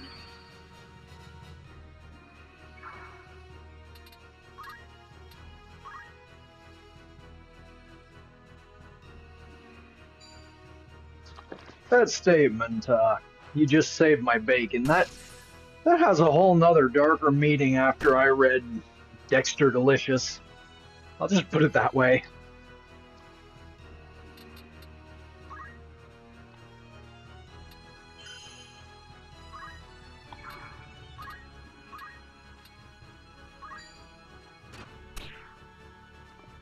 You're kidding, right? Ready. It's over. That's one down. Right, and Argath should be bringing down that goblin. My turn.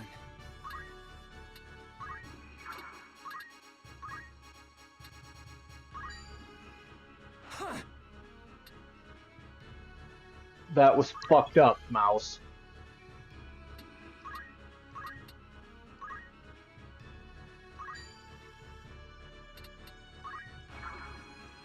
He's stealing my e-bike, getting it stolen. Larry Hill Jr.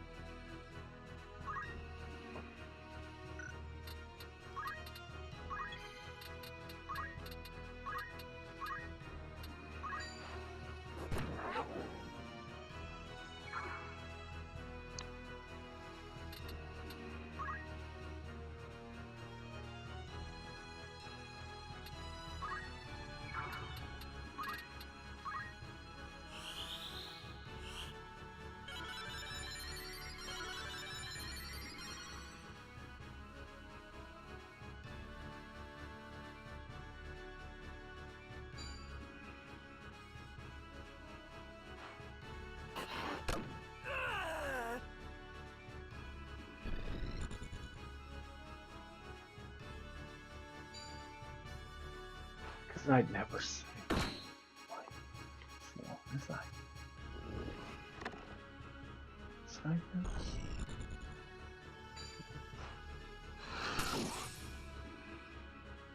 This'll learn ya.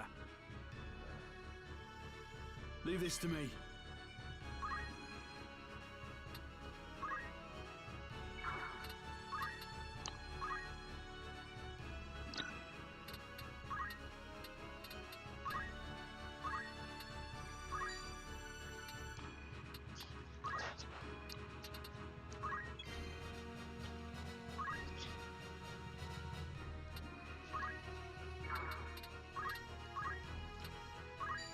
It's over! Me then.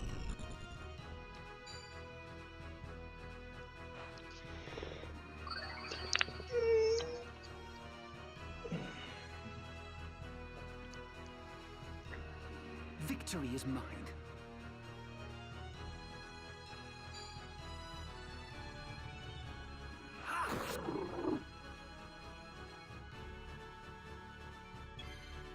Oh.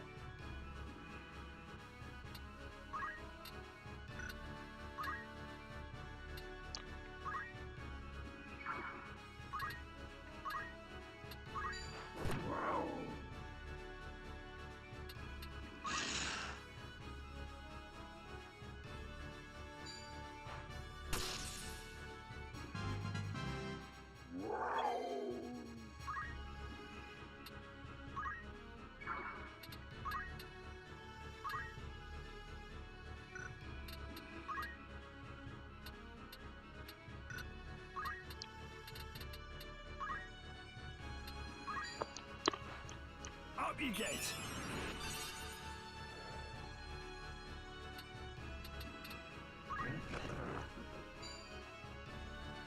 Oh, of course. Bastard. It's time.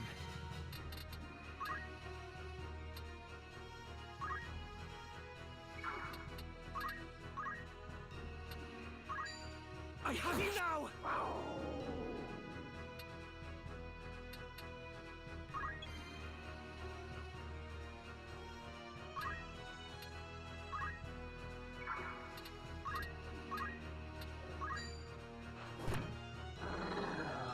Alright, that's the siege wield done. Once we're clear of the Weald, we should And daughter. I don't like the Weald as much as Grinding Spada's Mandalia.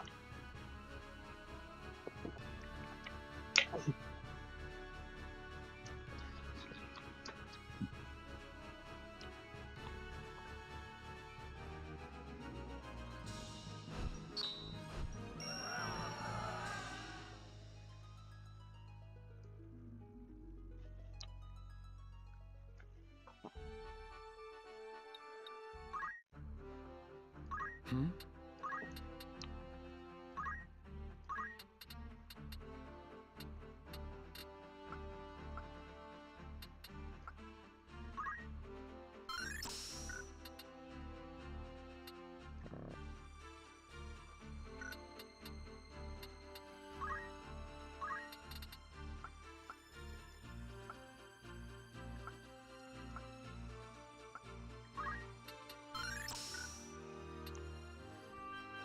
This will do.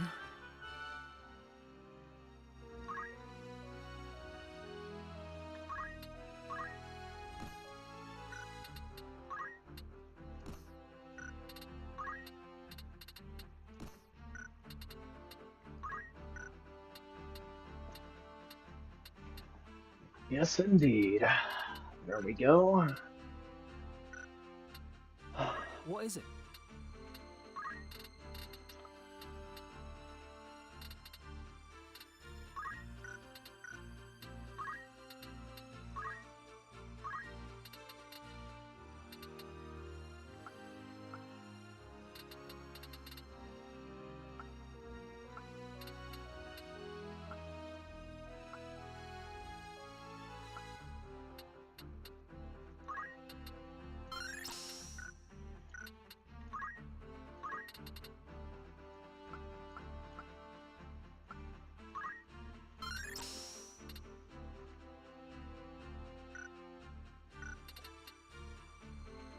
Yeah, aim +1 just to keep Archer going because it's actually a step in a process.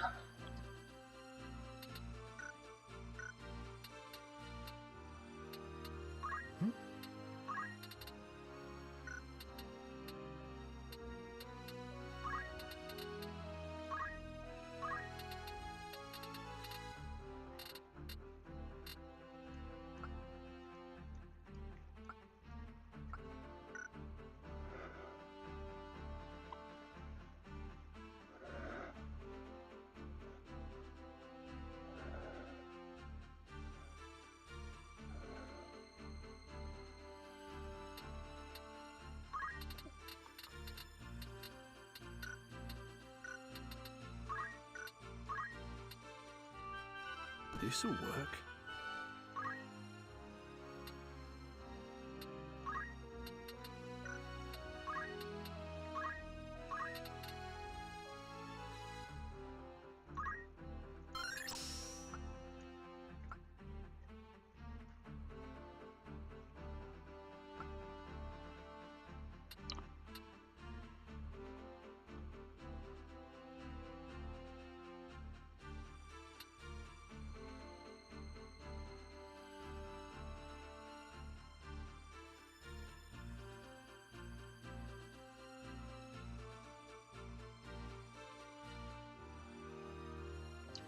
That would be incredibly useful. In fact, I might make that the next ability.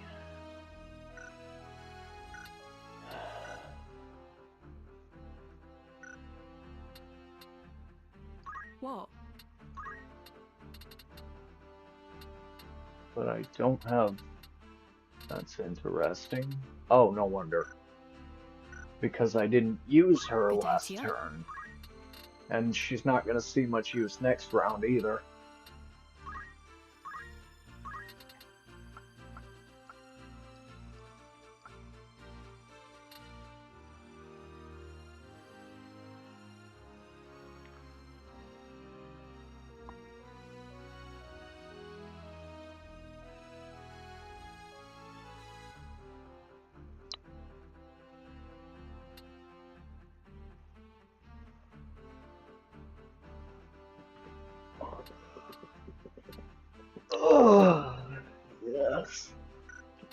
Save my JP for that counterattack.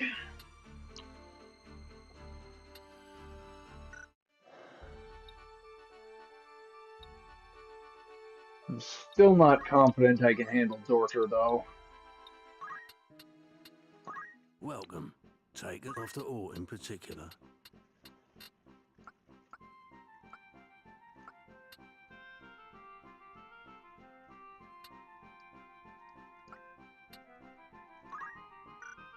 May I help with aught else? Don't be a stranger. Oh, that's okay.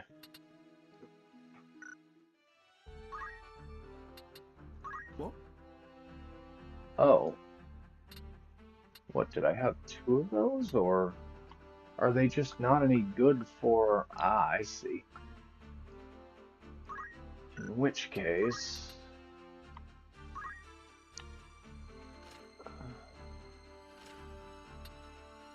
Ah.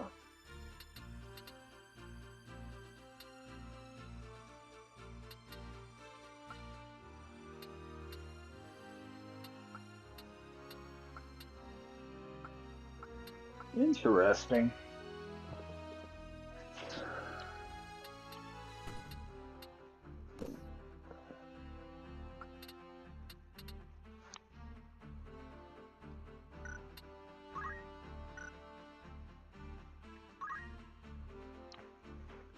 The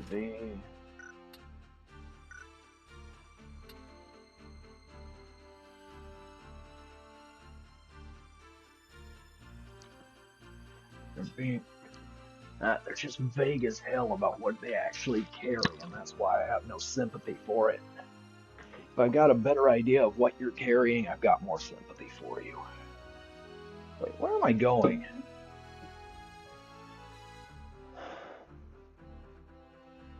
I'm gonna cut stream for now. It's break time in a big way.